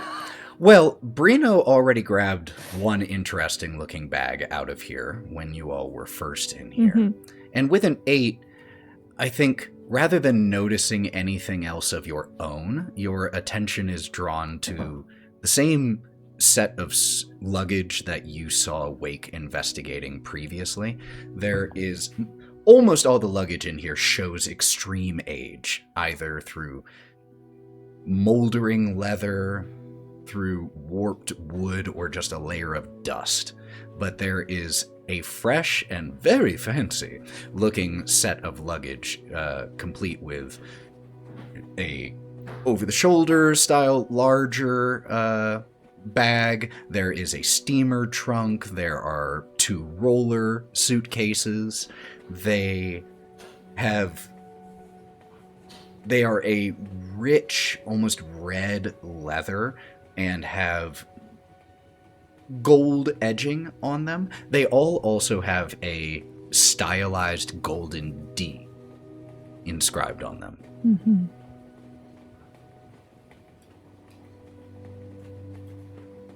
With that check, I will also say that just rifling through, you do find a total of about 75 silver pieces, just among different effects and pockets and of different luggage and bags here.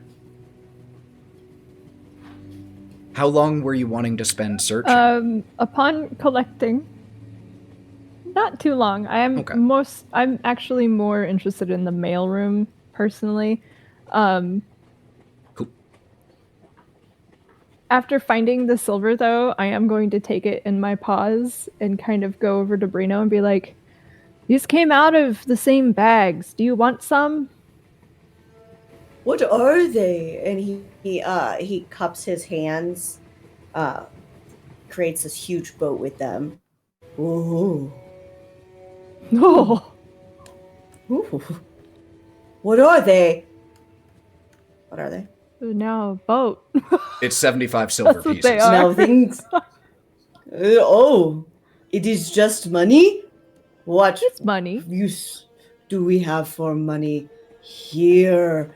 And he removes his hands from touching each other, breaks his boat, and they fall to the ground. You hear them tinker, tinker, tinker, tinker, tinker.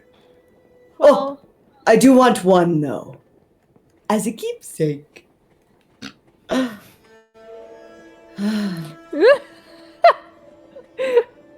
Ember, Money. you know, Breenoh, with that kind of logic, what use do we have for clothes here? Am I right? And I do go to not pick wear up all clothes. of the silver. You Oh. you do not. And he puts both of his. You hear them creak as he puts both of them in the air and goes, ah. And then he helps you Lovely. pick them up. He helps you pick them up. But you may have the money. All right. Thank you.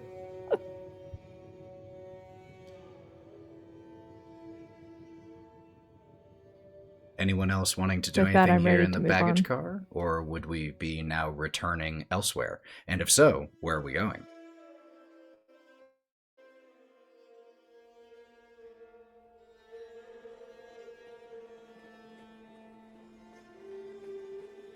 Trying to remember now. Hit me. The person I've spent most of this time, I guess, back away from the table for a moment.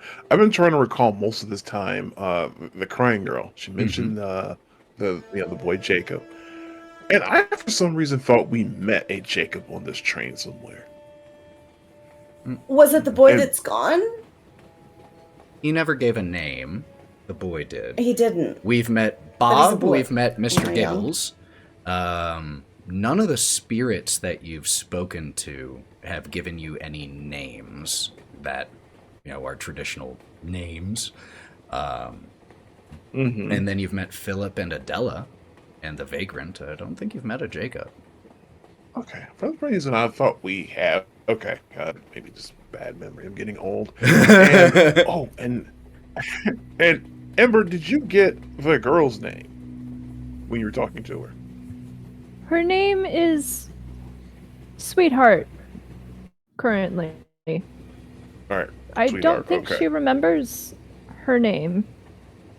Okay. The locket had JD on it, didn't it? JB. J B, and okay. then B Thank as in you. boy. And then the D was on the steamer trunk, correct? Correct. And I know those letters Okay, can not sound B. very Okay. similar.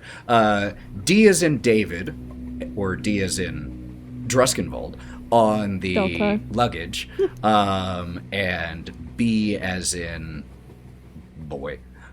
B as in Bob the Balloon on the initials. There was also similar luggage in the first cabin in the sleeper car. Oh yeah, and anyone who poked their head in that sleeper car, it takes no check for you to recognize the clothing styles in there as though the styles worn by Philip and Adela. The same well-cut suits, the same glamorous and cute dresses. And more silver. Probably.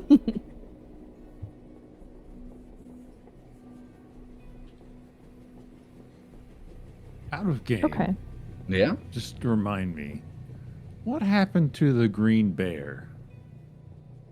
Still in here, still snoozing. You managed to get the, Oh, actually, yeah, you managed to get the balloon off of the bear's tail without waking it, so it is still just rumbling, snoring in here. I get it now. That kid, he said.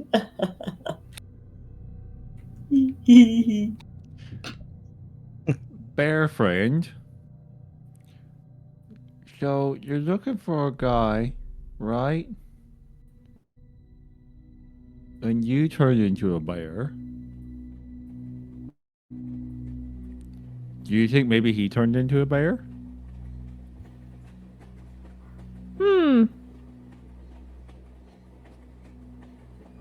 Am I wrong here? I'm just spitballing. I'm just a wizard, so, you know. You have a point, but I don't speak bear. We checked. I Oh, could I think we Let talked me about see. this before. If only you knew somebody who was a wizard. do. Oh, you? Do you know how to speak bear?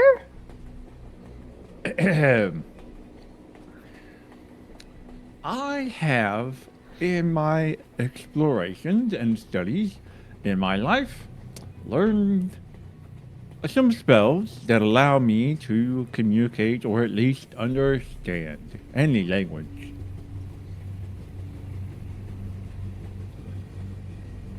Okay. So which you do could mean speak bear. Okay. More or less. Pequeño. Do you? Un poco. Oh,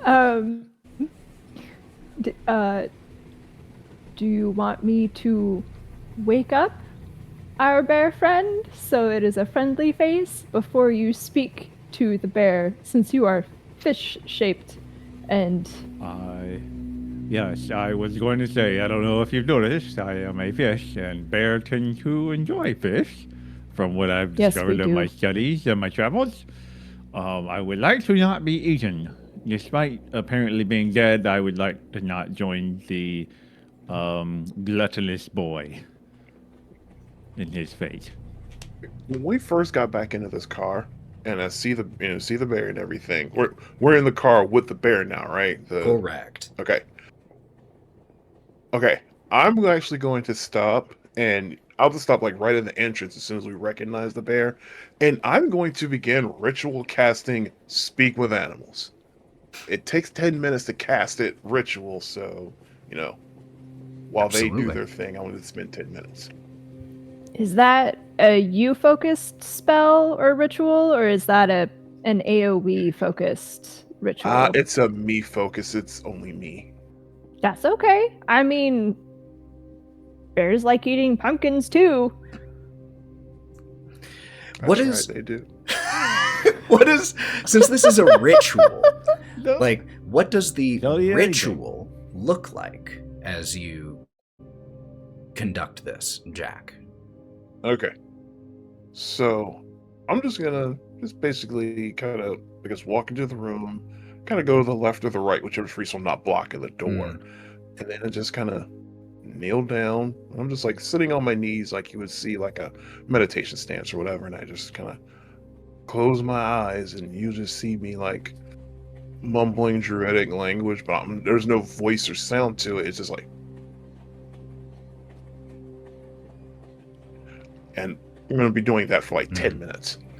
And if you started... Oh, Wokka, go ahead. Wokka's looking at that, like, that's sitting down. She's like, what the hell are you doing? We're working on something right here. Under his breath. She's like, what? Okay. Okay, art. I don't know. Pumpkin's gonna pumpkin. And by the time the meal has been completed and this haint here has disappeared, you have completed the ritual. The bear made of ghostly green flame still slumbers behind a large stack of baggage. But you can now, if you wish, communicate with said creature. Can't guarantee how it'll respond, but you can communicate. Okay, so I should be able to speak with the bear now, but it is still asleep, so I do wonder, who is willing to poke the bear? I'll do it. I poke myself.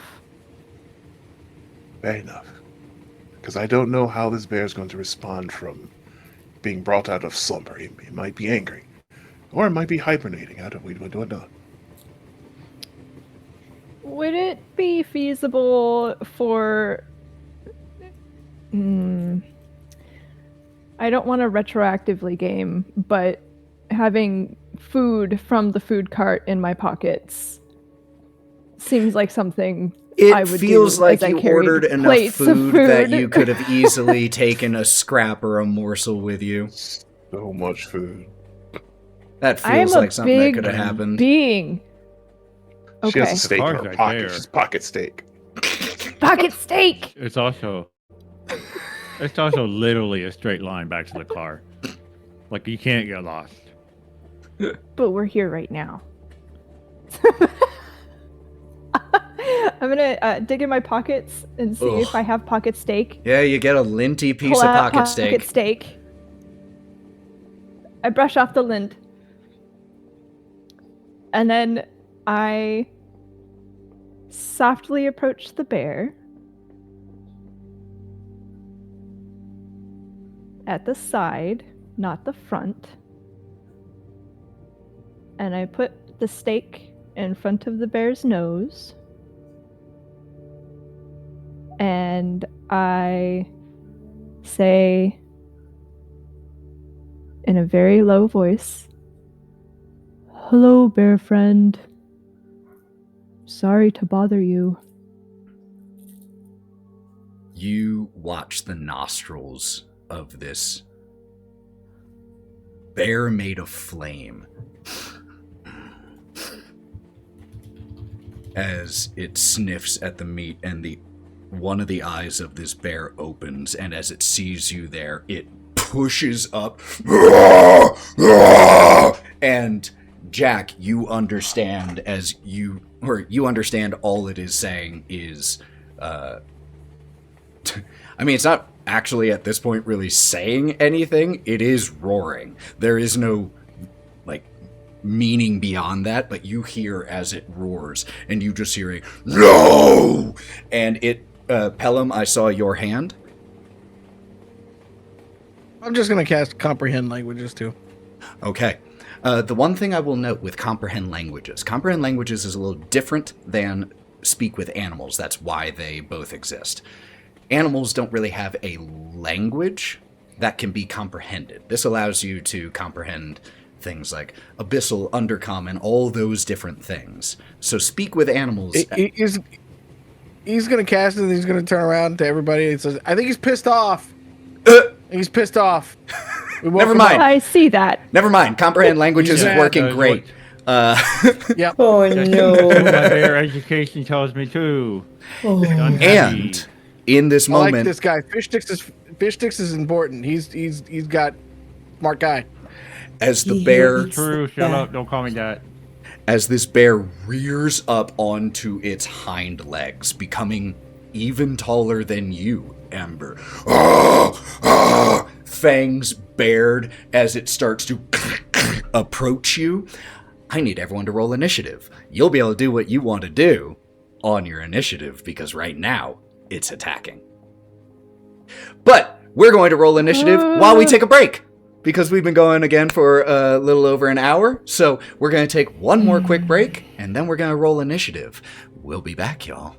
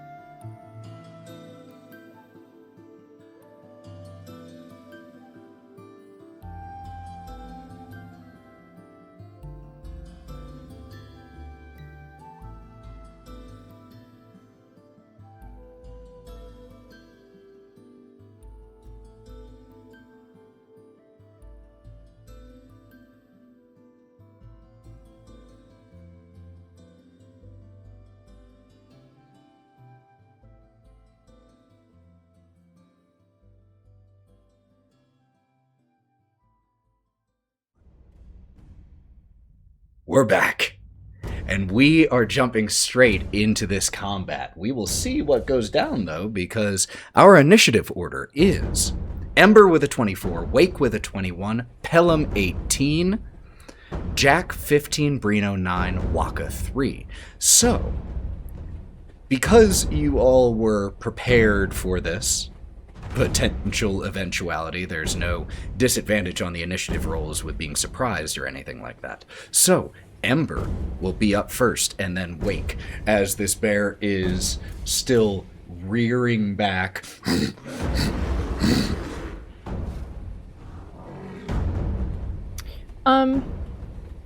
You said that this bear is taller than I am? On its hind legs, yeah. I mean, it's at like the, 9.5 foot mark. I take a step back, put out my hands to make sure that everybody is behind me. Swoop down, pick up the piece of floor steak that was previously pocket steak. Oh. And throw it at his mouth. While doing this afterwards. And going, "Ah!" back at him. Okay. As I get as big as I can. Make me an speak there, animal kind of. an animal handling check with advantage, please.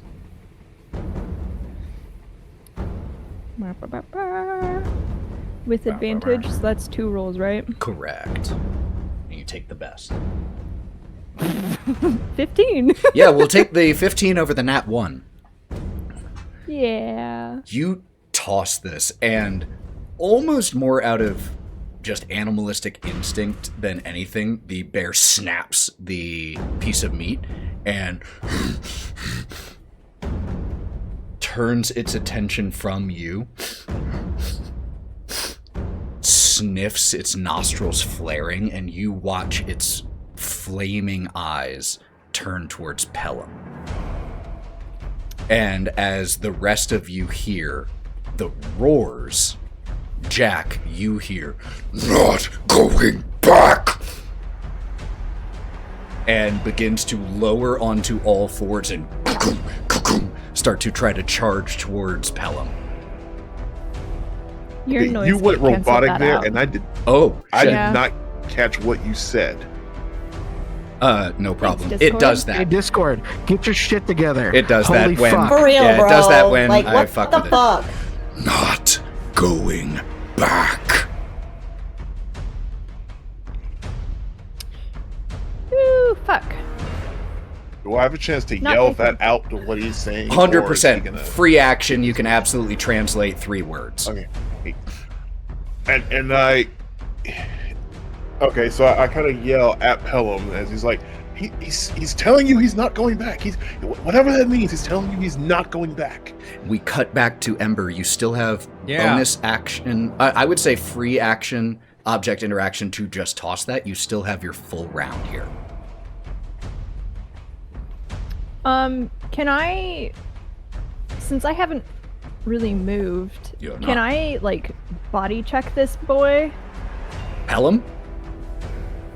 Yeah, no, not Pellam. I don't think Pellam would really survive that. They were trying to knock him out of the way. Going around.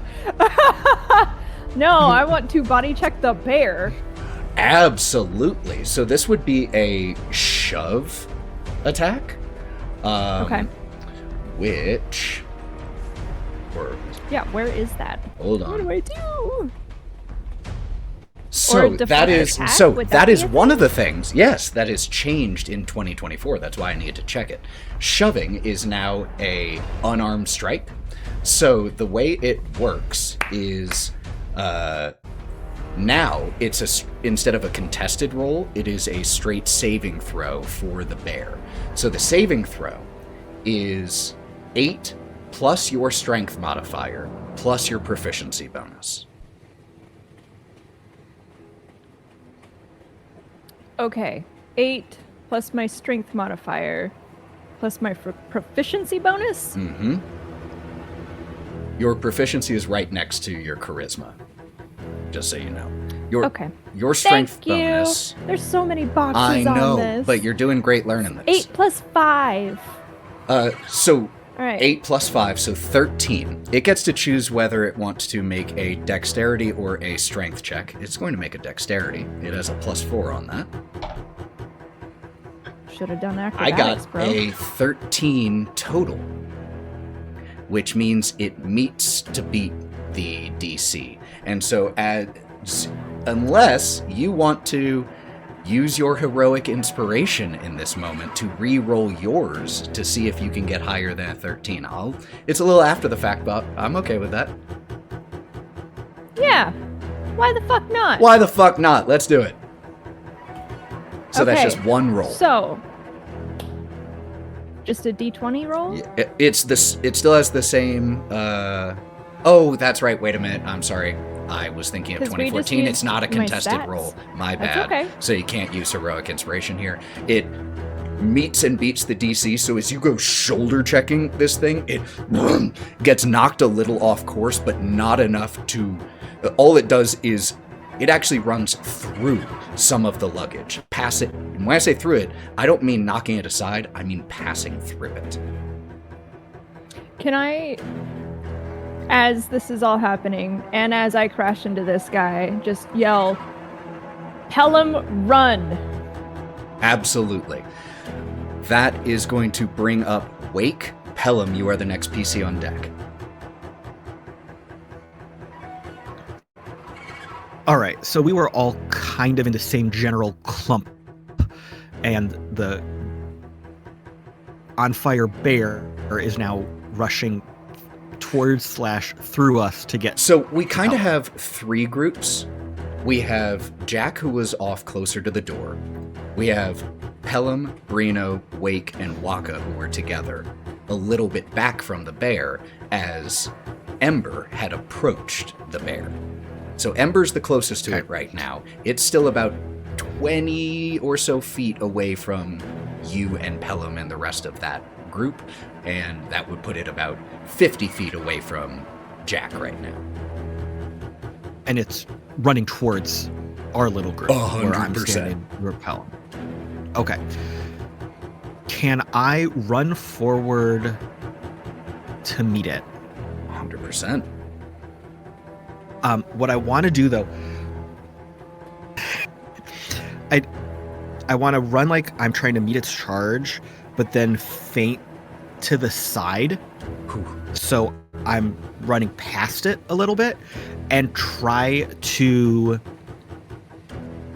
I'm going to use an unarmed attack with my claws. I'm going to try to, like, scrape his shoulder or its side as I'm, like, baseball sliding onto my knees trying to get past him. 100%. Let's do it. All right. So this is going to be an attack with my cursed claws, which, if I connect, damage and an extra effect. Oh, I roll damage instead of attack. Sorry. Hold on. Wrong button. Come on. Dirty 20 to hit. Yes, that will hit. So that was 9 slashing damage. Okay. And then this is my cursed creature special. Until the start of my next turn, the creature is cursed. Gray mist is kind of enveloping and trailing off of it. And it has disadvantage on all D20 tests. Woo! What? So as your claws swipe at this bear as you're sliding through, your claws partially pass through this thing, but partially rend it. Do your claws look any different when you are passing along this curse? Is there... Oh, you mentioned the gray mist that envelops it. Is that also around you at all in this moment, or does it just come around the flaming bear? I think in this case, it just comes after the I connect and inflict damage. It's also almost like instead of bleeding, it's emitting this thin, wispy gray fog. Incredible. Anything for your bonus action?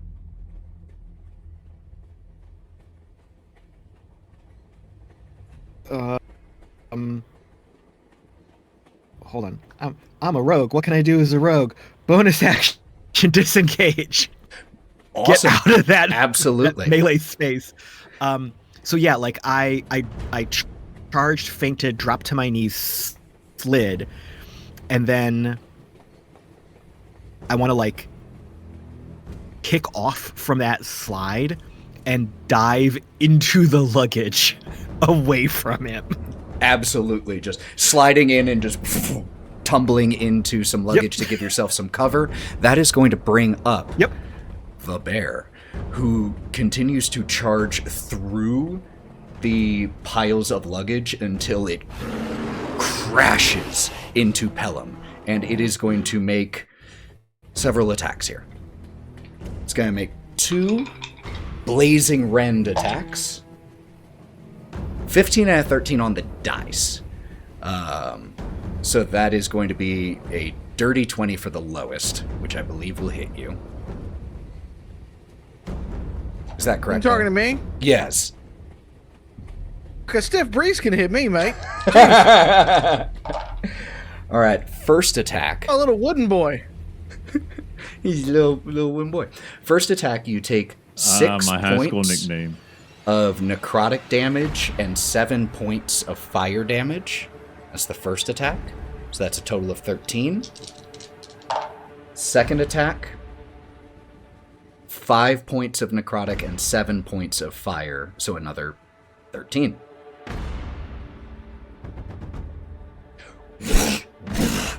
And... Ooh. Dang, that was a really good move on your part, Wake. Of hiding. So it can't quite see you too easily. Which means, Pellam, could you please make me a dexterity saving throw, please? DC 15 here.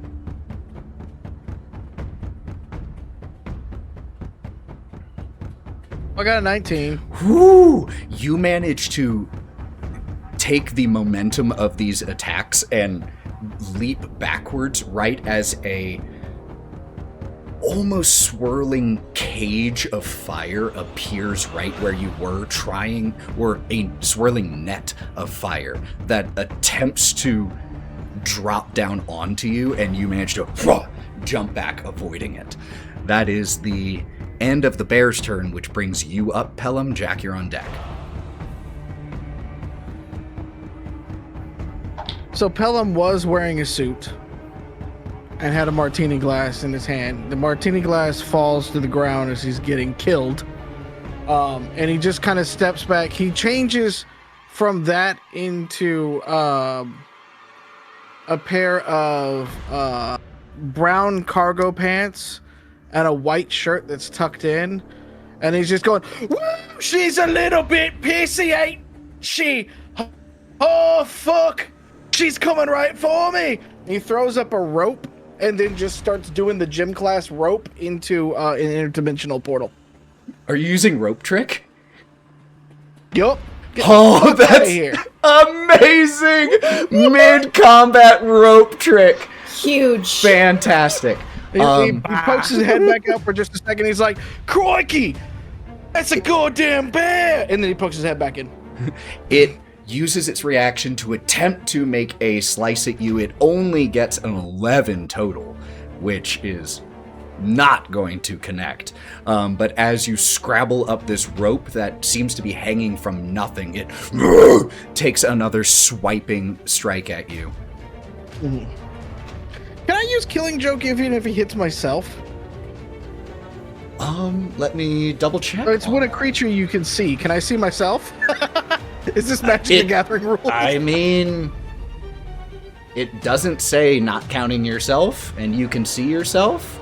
Sure. Okay. When he goes to take the swipe, just for narrative purposes, when he goes to take the swipe the second time, I'm just gonna be, when he pokes his head back out, he's like, crikey, that's a pissed off bear. He's just gonna do that and cast the hideous laughter as a reaction to do 1d6 damage. Vicious mockery. Vicious mockery. Yeah, it's a cast of vicious mockery, but it's only 1d6 psychic damage. So, and because it's a reaction, not the full spell. For those keeping track of the mechanics, technically this happened on the bear's turn when the attack happened. So Pellam, you would have regained, since it's your turn, your reaction for the next series of turns. But let's. True. All right, so vicious mockery. Is that a saving throw? It's 4 damage. He just does 4 damage. No. Killing Joke only allows you to do it. Casts vicious mockery, but it's only 1d6. Right. I was just saying. It's not the full like, padow kind of thing. But it's still a casting of vicious mockery, so they still get a wisdom save. No, you can take a reaction to cast vicious mockery. Yeah. You can use it 4 times. Yeah. You can roll exposed. You're still casting it, so it gets to make the. I mean, it has a. It makes it wisdom. Yeah, its wisdom is a +1. It gets a 9, so it fails anyway. So let's see that damage. Yeah. It's just 4. I rolled it. 4 damage and. Yeah. Oh shit! The disadvantage from the Curse Claws should have taken effect on the attacks against you, so let me re-roll each of those. One would have been a 15. Yeah, he'll have... One of those would have missed, so you can subtract 13 damage. You can give yourself back 13. Oh, that's cool, because I'm not at 1 health anymore. Woo! Curse Claws, even retroactively, coming in clutch. But with Vicious Mockery, it will continue to have disadvantage. And anything for your bonus action here, Pellam, after using Rope Trick.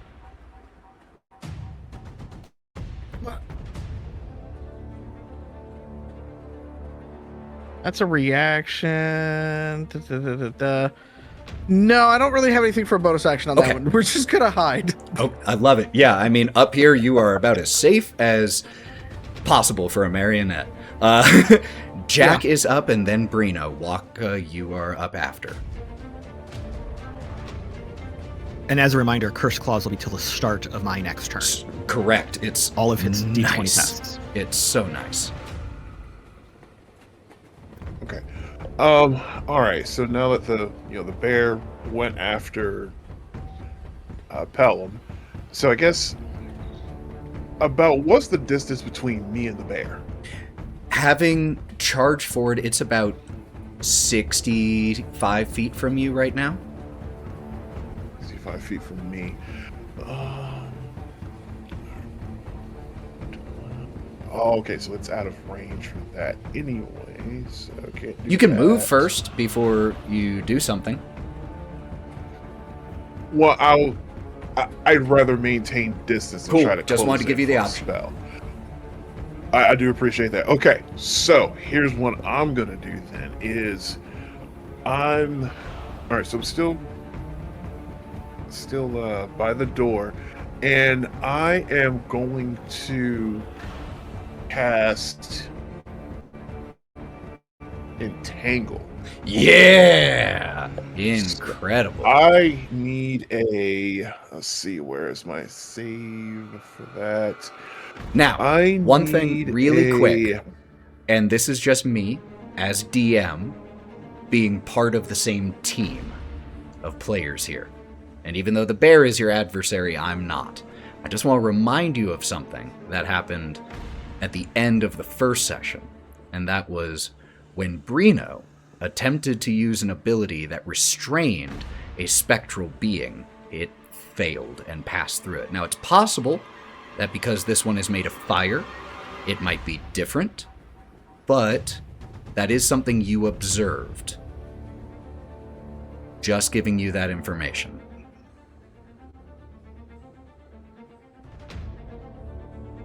Actually, I'm going to take that under advisement and work with it. All right. So I am going to use. You said it's about 65 feet away. Correct. Gosh, that's still too short. Okay, can't use this. Can't use that. All right. All right. So we're just going to attack this thing. All right. So I am going to move in 15 feet closer to the bear. Okay. And that will put me in range to cast Ice Knife with Yes, my action. it will. And because there's none of my allies are around the bear now because Pellam disappeared into his spot, right? Correct. Okay, good. There's Your no friends one are else in the range yet. 3 of your friends are still within about 10 feet, but they aren't within the melee range right now. Or 2 of your friends because Wake went running. So Breenoh and Wokka We're are friends. still kind of or about within 10 feet, but they are far enough. And- They're outside of the radius. Perfect. Okay, yep, that's just what I need. As long as there's no one within 5 feet of the Nope. bear. That's All all I right. needed. Let's roll to hit for Ice Knife. All right. All right, we're all right. Ice Knife.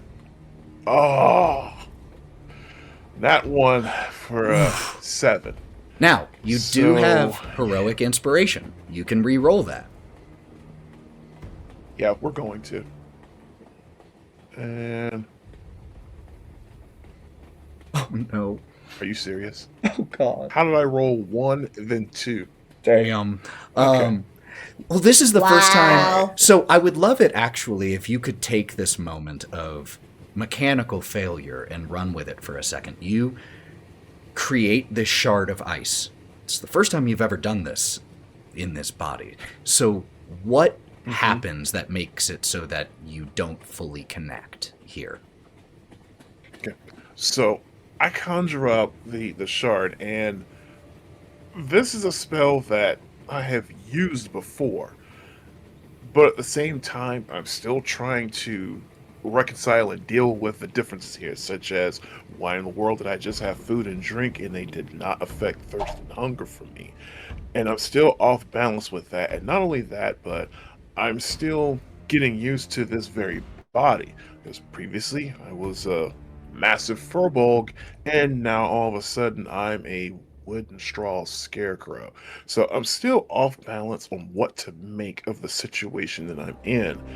And when I draw up the power to create the ice knife,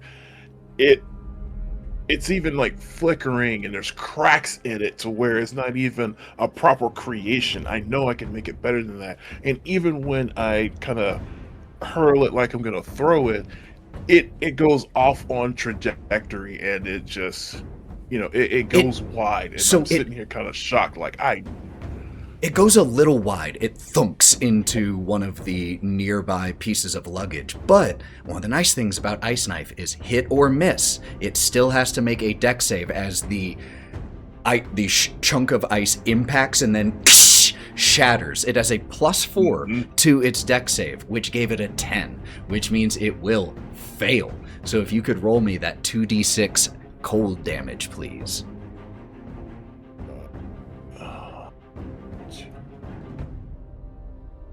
2d6 cold. 7.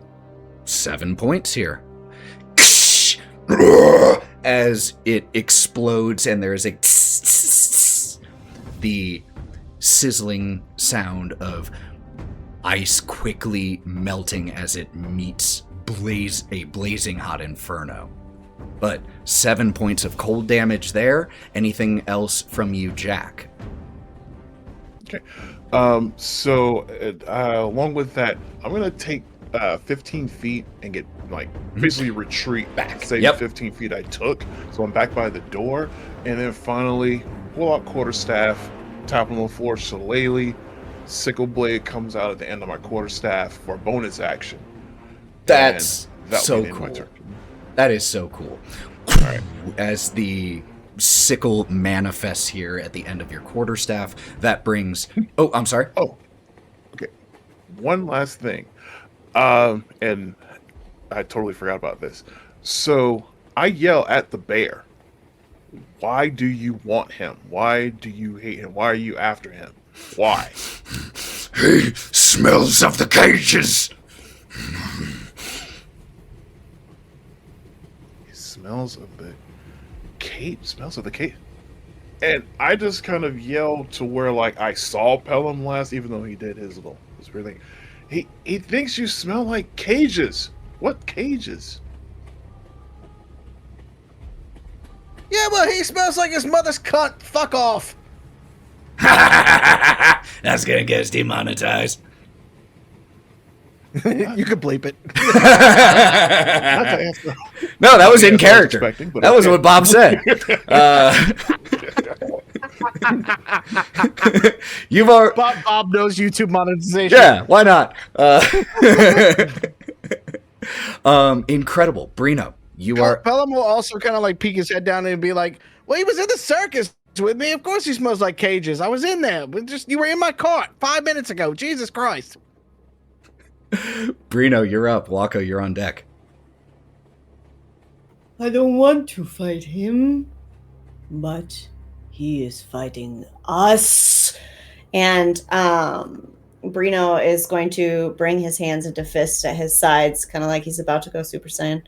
And he's going to walk forward and activate his rage, which will deploy his embedded serums of monstrosity, causing him, as he begins to walk, he's getting pumped full of all of this serum, and he's getting larger. And he grabs his great axe from off of the vines on his back, and he takes it with both hands, and he says, "You could stop, you know," and he swings it at this guy, Mr. right. Bear. Attacking from with reach Yes. here. Because Yeah, because I get 5 additional feet. Mm-hmm. Go ahead and make me that attack. Let's go! Holy crap, it's going to be a 20. That will 30. absolutely hit. Delicious. Come on, the big daddy. Oh, it's very sad. 13 damage. It's actually 15 because you're It's very raging. sad. Oh, 15, yeah, because it's plus 2. Fuck yeah. At first I thought it was a 1 and not a 7, and I was like, sad. But 13's not. Yeah, that's not bad at all. Great. A polite And 15 from the trees, please. as that gets halved with resistance and rounded up to 8, as you grow in size and lash out at this thing, it's like striking through a blazing inferno, where the momentum of your strike, the wind force that it creates, makes the flames dance and dissipate for a moment before it reforms in all of its blazing glory. In response, he doesn't back away, but he's holding his axe in front of him as if to shield himself from the light of the flame, staggering backwards. You could stop, you know. As it That's my turn. roars, Jack, you understand it saying, "They hurt just like the cruel masters did."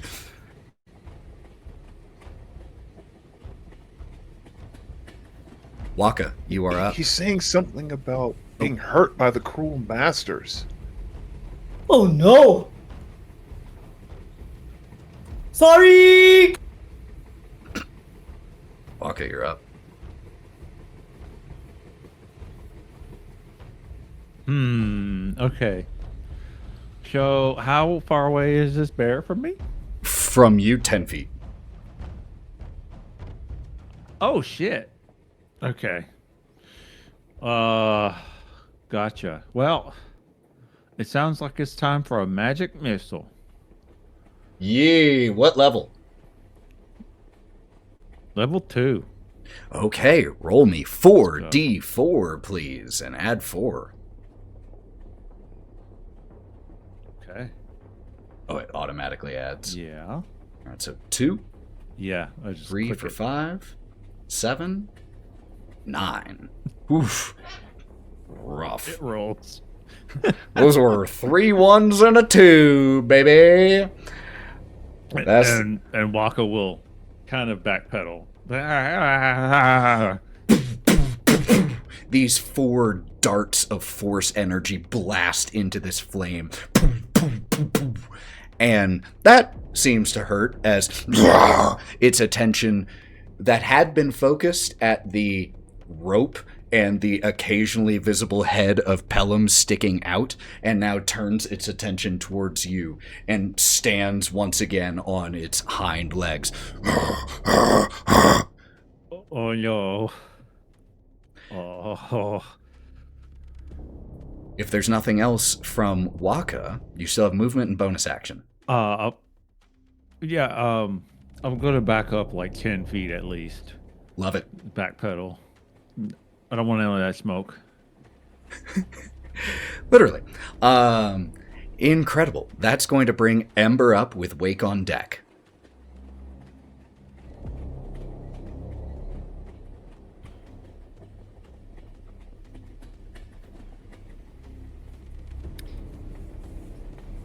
For anyone for whom it might be relevant for any abilities, with literally exactly that damage, this thing is now in the bloodied state.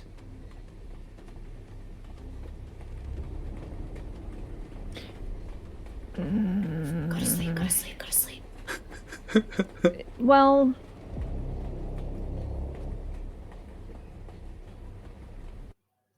I'm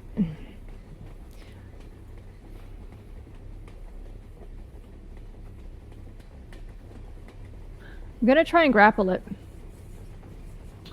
Okay. So, that which is an unarmed strike, technically, I think. Mm-hmm. But you, once again, you don't make a roll here. It's the same DC style thing, which is 8 plus your strength plus your proficiency bonus, so a DC of 13 still here. I'm going to roll this D20 publicly. It has a +4 on its deck save. So if it rolls a 9 or higher on this roll, then it is not grappled. Still at disadvantage. Still at disadvantage. Very good shout. Thank you, Wig. Thanks, Balto. With a Welcome, Pooh Bear. 13 on both dice, you pass through this thing as you attempt to grab it, and honestly feel like you couldn't have grabbed it even if it hadn't been in the process of trying to shove you off. All right. In that case, since it's a failed grapple, I am. Do keep in mind that is your action to try that. So you have bonus action and movement left.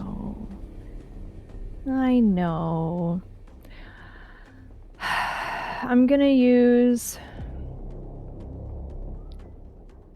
Flurry of Blows. But Yes. before I do that, I'm going to yell to Jack and say, tell him that if he stops, he is safe. But if he continues to go, we will have no other option than to defend ourselves. We are trying to help him.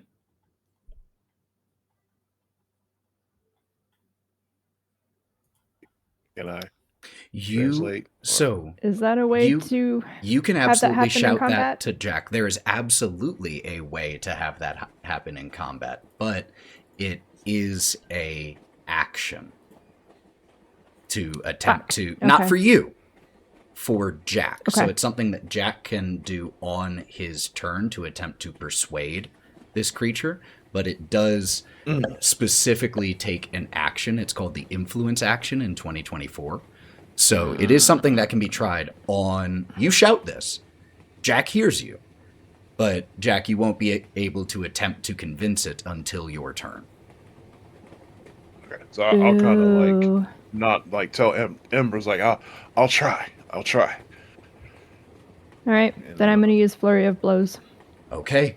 For your after bonus action, telling that to Jack. you spend a focus point, which allows you for your bonus action to make 2 unarmed strikes. Let's do it. Okay. Wait. I pressed the wrong button.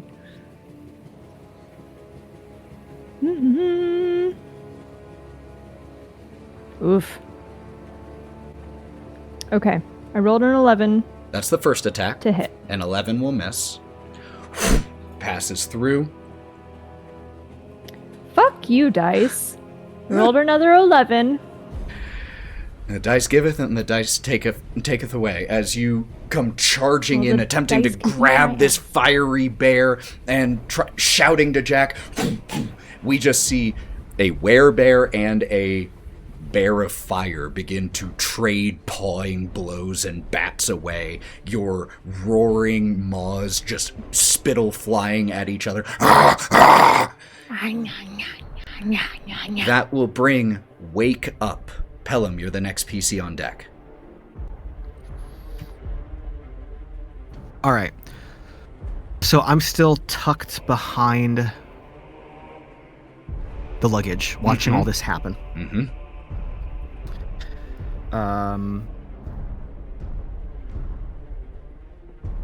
Ember and Breenoh are engaged in melee with the bear. Breenoh is 10 feet away because of reach, while Ember is within 5 feet.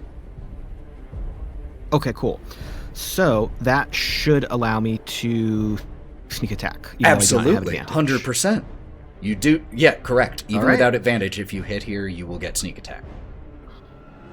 Cool. So, I am going to, as before, flip my little coin across my knuckles real quick, and then flick it at our friend the fire bear. Love it. It's a 23 to hit. 23, okay. Absolutely hits. All right, so,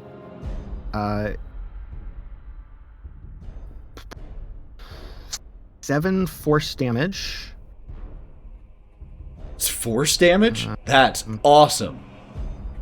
Oh yeah, your Vex, yeah. That's awesome. 9 sneak attack damage. Okay, so... And 7, okay. And because of my Hexslinger Jinx, a 9 on my Yes. sneak attack dice. We haven't gotten to use Our this friend- yet. This is the first time you see this. Our friend, the fire bear, is afflicted with withered arm, which means until the end of its next turn, the target has disadvantage on D20 tests that rely on strength. That's so cool. Also, because of your weapon mastery feature, this coin has the Vex feature, which means you have advantage on your next attack against this target before the end of your next turn. But with a Correct. massive amount of damage here as you flick this coin forward where it pierces through one of the legs of this flaming bear. The leg atrophies and falls down onto a shoulder for a second until it restabilizes, clutching its one withered limb against its side. Incredible. Anything else for you, Wake? No, I will just once again use. Well, I don't have to disengage because he's not. No, he's not even close to you. Bothering me right now. Can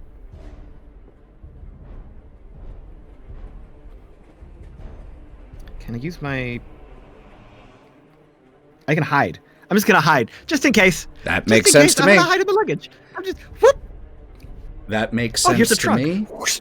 I'm gonna jump into one of these steamer trunks. The bear is going to continue trading blows with Ember. Let me check one thing.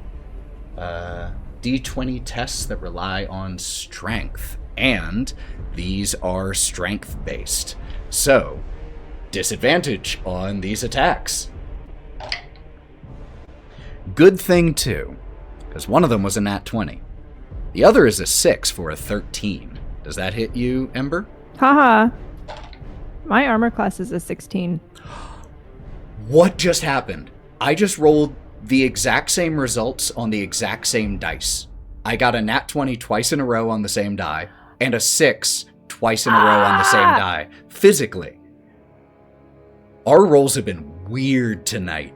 So with They're two really whack. Wild. two crits No, I'm in wild. a row negated by the withered arm feature of the Hex Slinger Jinx just is a little too slow, and you see as it's clearly having trouble only using one arm, and you are therefore able to just bat away pretty vicious looking strikes. And holy crap, that's wild. That's the end of the bear's turn. That's insane. Pellam, you're up. Jack, you're on deck.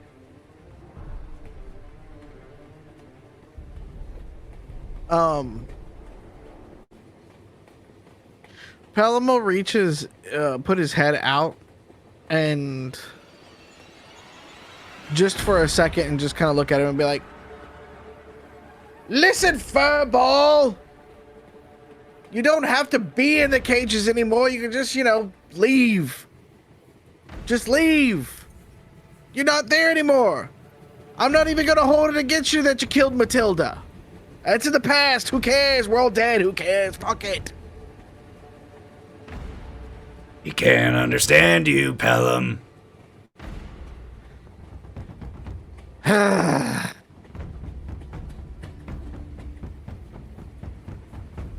Just kill the thing. Fuck it. We kill it. Attaboy. Cast Eldritch Blast. All right, roll to hit. With the encouragement of Bob the Balloon echoing in your head. That's a 23 to hit. Yeah, that'll hit. And then we'll roll 8 damage on that bud boy. This bear had 7 hit points remaining. Could you describe your Eldritch Blast, please?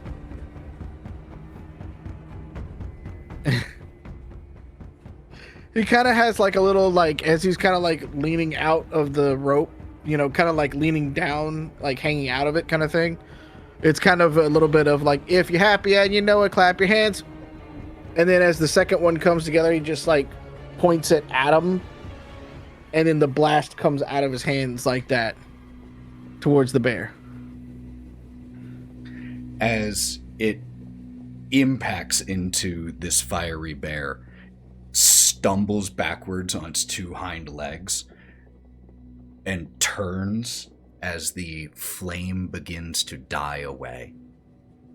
The light dimming, the form becoming less clear as it stumbling turns and looks at you, Jack. Not going back.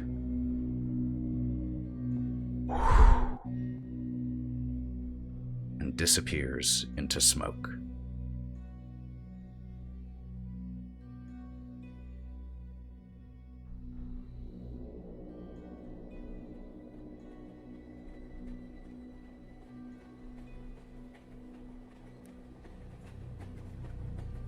Well,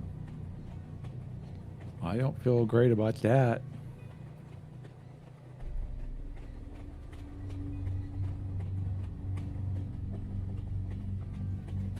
Oh, look at poor fish Pellam will stick. just kinda- He can hardly bear the guilt.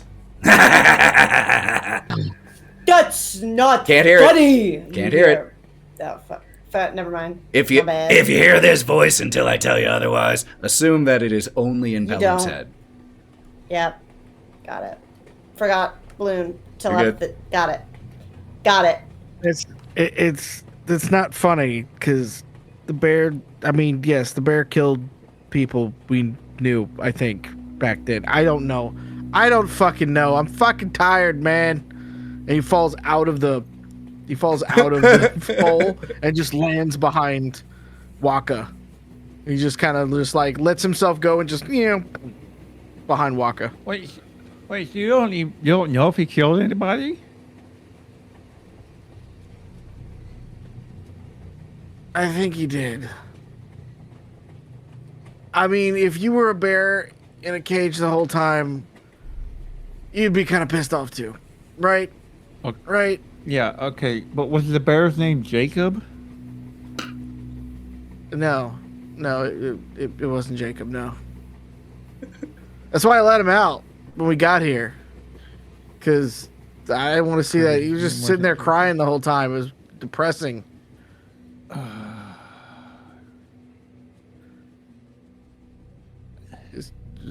Yeah. You ever heard a bear cry? It sucks. It's like when they try to go to the Super Bowl and it doesn't work. I don't know anything about any Super Bowls. Is that a bowl of really big food? Yes, it's delicious when you get there. Trust me. Jack, As for bears crying, I'm gonna go take a moment in the corner. Okay, you do that. I'm gonna recover because I don't have many. Yeah, I'm kind of beaten the fuck up. Jack, I saw your hand. No, that was me just groaning at Okay. the joke. Super Bowl joke. Fair enough. I feel as though every session, Jolly takes 1d10 psychic damage from me. And I feel so bad for him. It's just a constant Okay, descent man, I into signed madness. up for this. Yeah. If I didn't want to be here, I wouldn't play. I love you for it. Is there anything else man. anyone else would be doing here in the baggage car at this moment?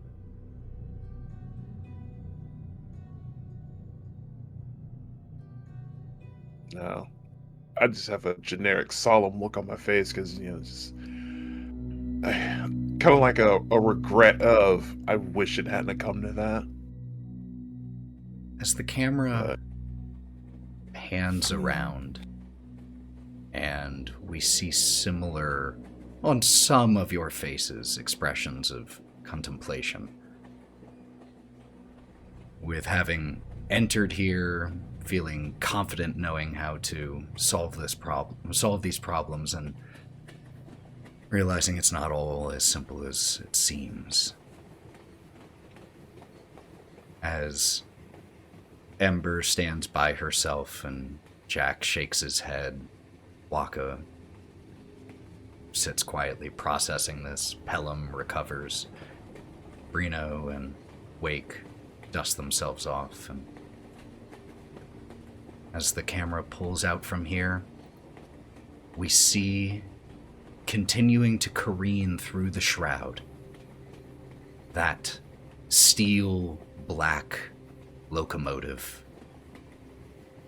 Pulling behind it, the Ghostlight Express on its way to Druskenvald. And that is where we will pick up next time. Oh, sorry to end it on a down note there, y'all, but welcome to the afterlife sometimes. Woo! Great session, Sad. everybody. Great session. Oh, Lauren looks so mad at me. I had her fight a bear. Stupid timeline. Dumb. Yeah, this is not a good time. 0 out of 3. Well, as we depart our heroes a little worse for wear. Don't go anywhere, friends, because even though this episode is pre-recorded, real Ethan is sitting somewhere on his computer or phone, ready to raid. And first, I want to let these incredible people let you know where you can find them when they're not here rolling dice and fighting flaming bears. Jolly, want to lead us off? You can find me over on YouTube most of these days, and I'm just yapping about science fiction stuff at Jolly Yellow Nerd on YouTube. Yee. Mallo. You can find me everywhere at the Mallo Man. You can find all of the things that I do there with my day job. I am a designer and a composer. I am also about to launch a few new t-shirts that are very D&D inspired and stuff like that. And if you're like me, and you have ADHD, you will understand what I mean when you say that you are out of spell slots.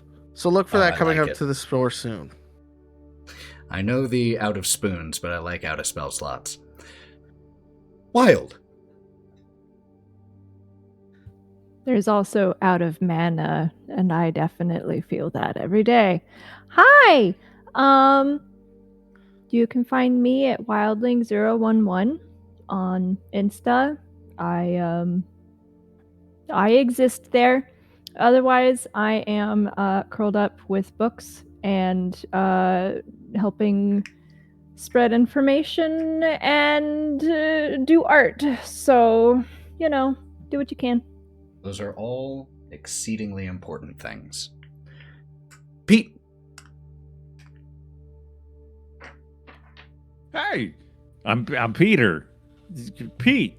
You can find me everywhere, virtually everywhere at the Mallo Man. I make some really fucking cool shirts. You should check them out. I've got new stuff coming out, and mostly D&D inspired. But hey, listen, if you have ADHD, you'll understand full slots. I put a lot of work into these shirts, and I already have quite a few out. And let me tell you, they were really good. Thanks. I was wondering how deep into that bit you were going to go, and I'm so fucking proud of you. Just fully. Lauren? Hi, I'm Lauren. I am the other half of Thousand Pieces Cosplay. So I'm here with TTRPG Shenaniganry. I am here gaming. I am doing modeling and cosplay-y stuff and spicy stuff too. 95% Lauren and all that shenaniganry. Shenaniganry. I think that's it.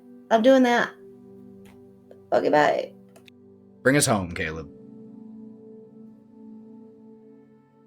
You can hear me over in the archives of the RPG Academy or with Tabletop Journeys here and there. I am on your socials at BCalebG, and you can follow the links in that bio to some of my fiction work that is being published, including at the time of this stream, recording, whatever, in 6 days, on the 10th of February, the release of With Teeth, the first piece that we really ever got published, where proceeds are supporting the Lakota Wolf Preserve.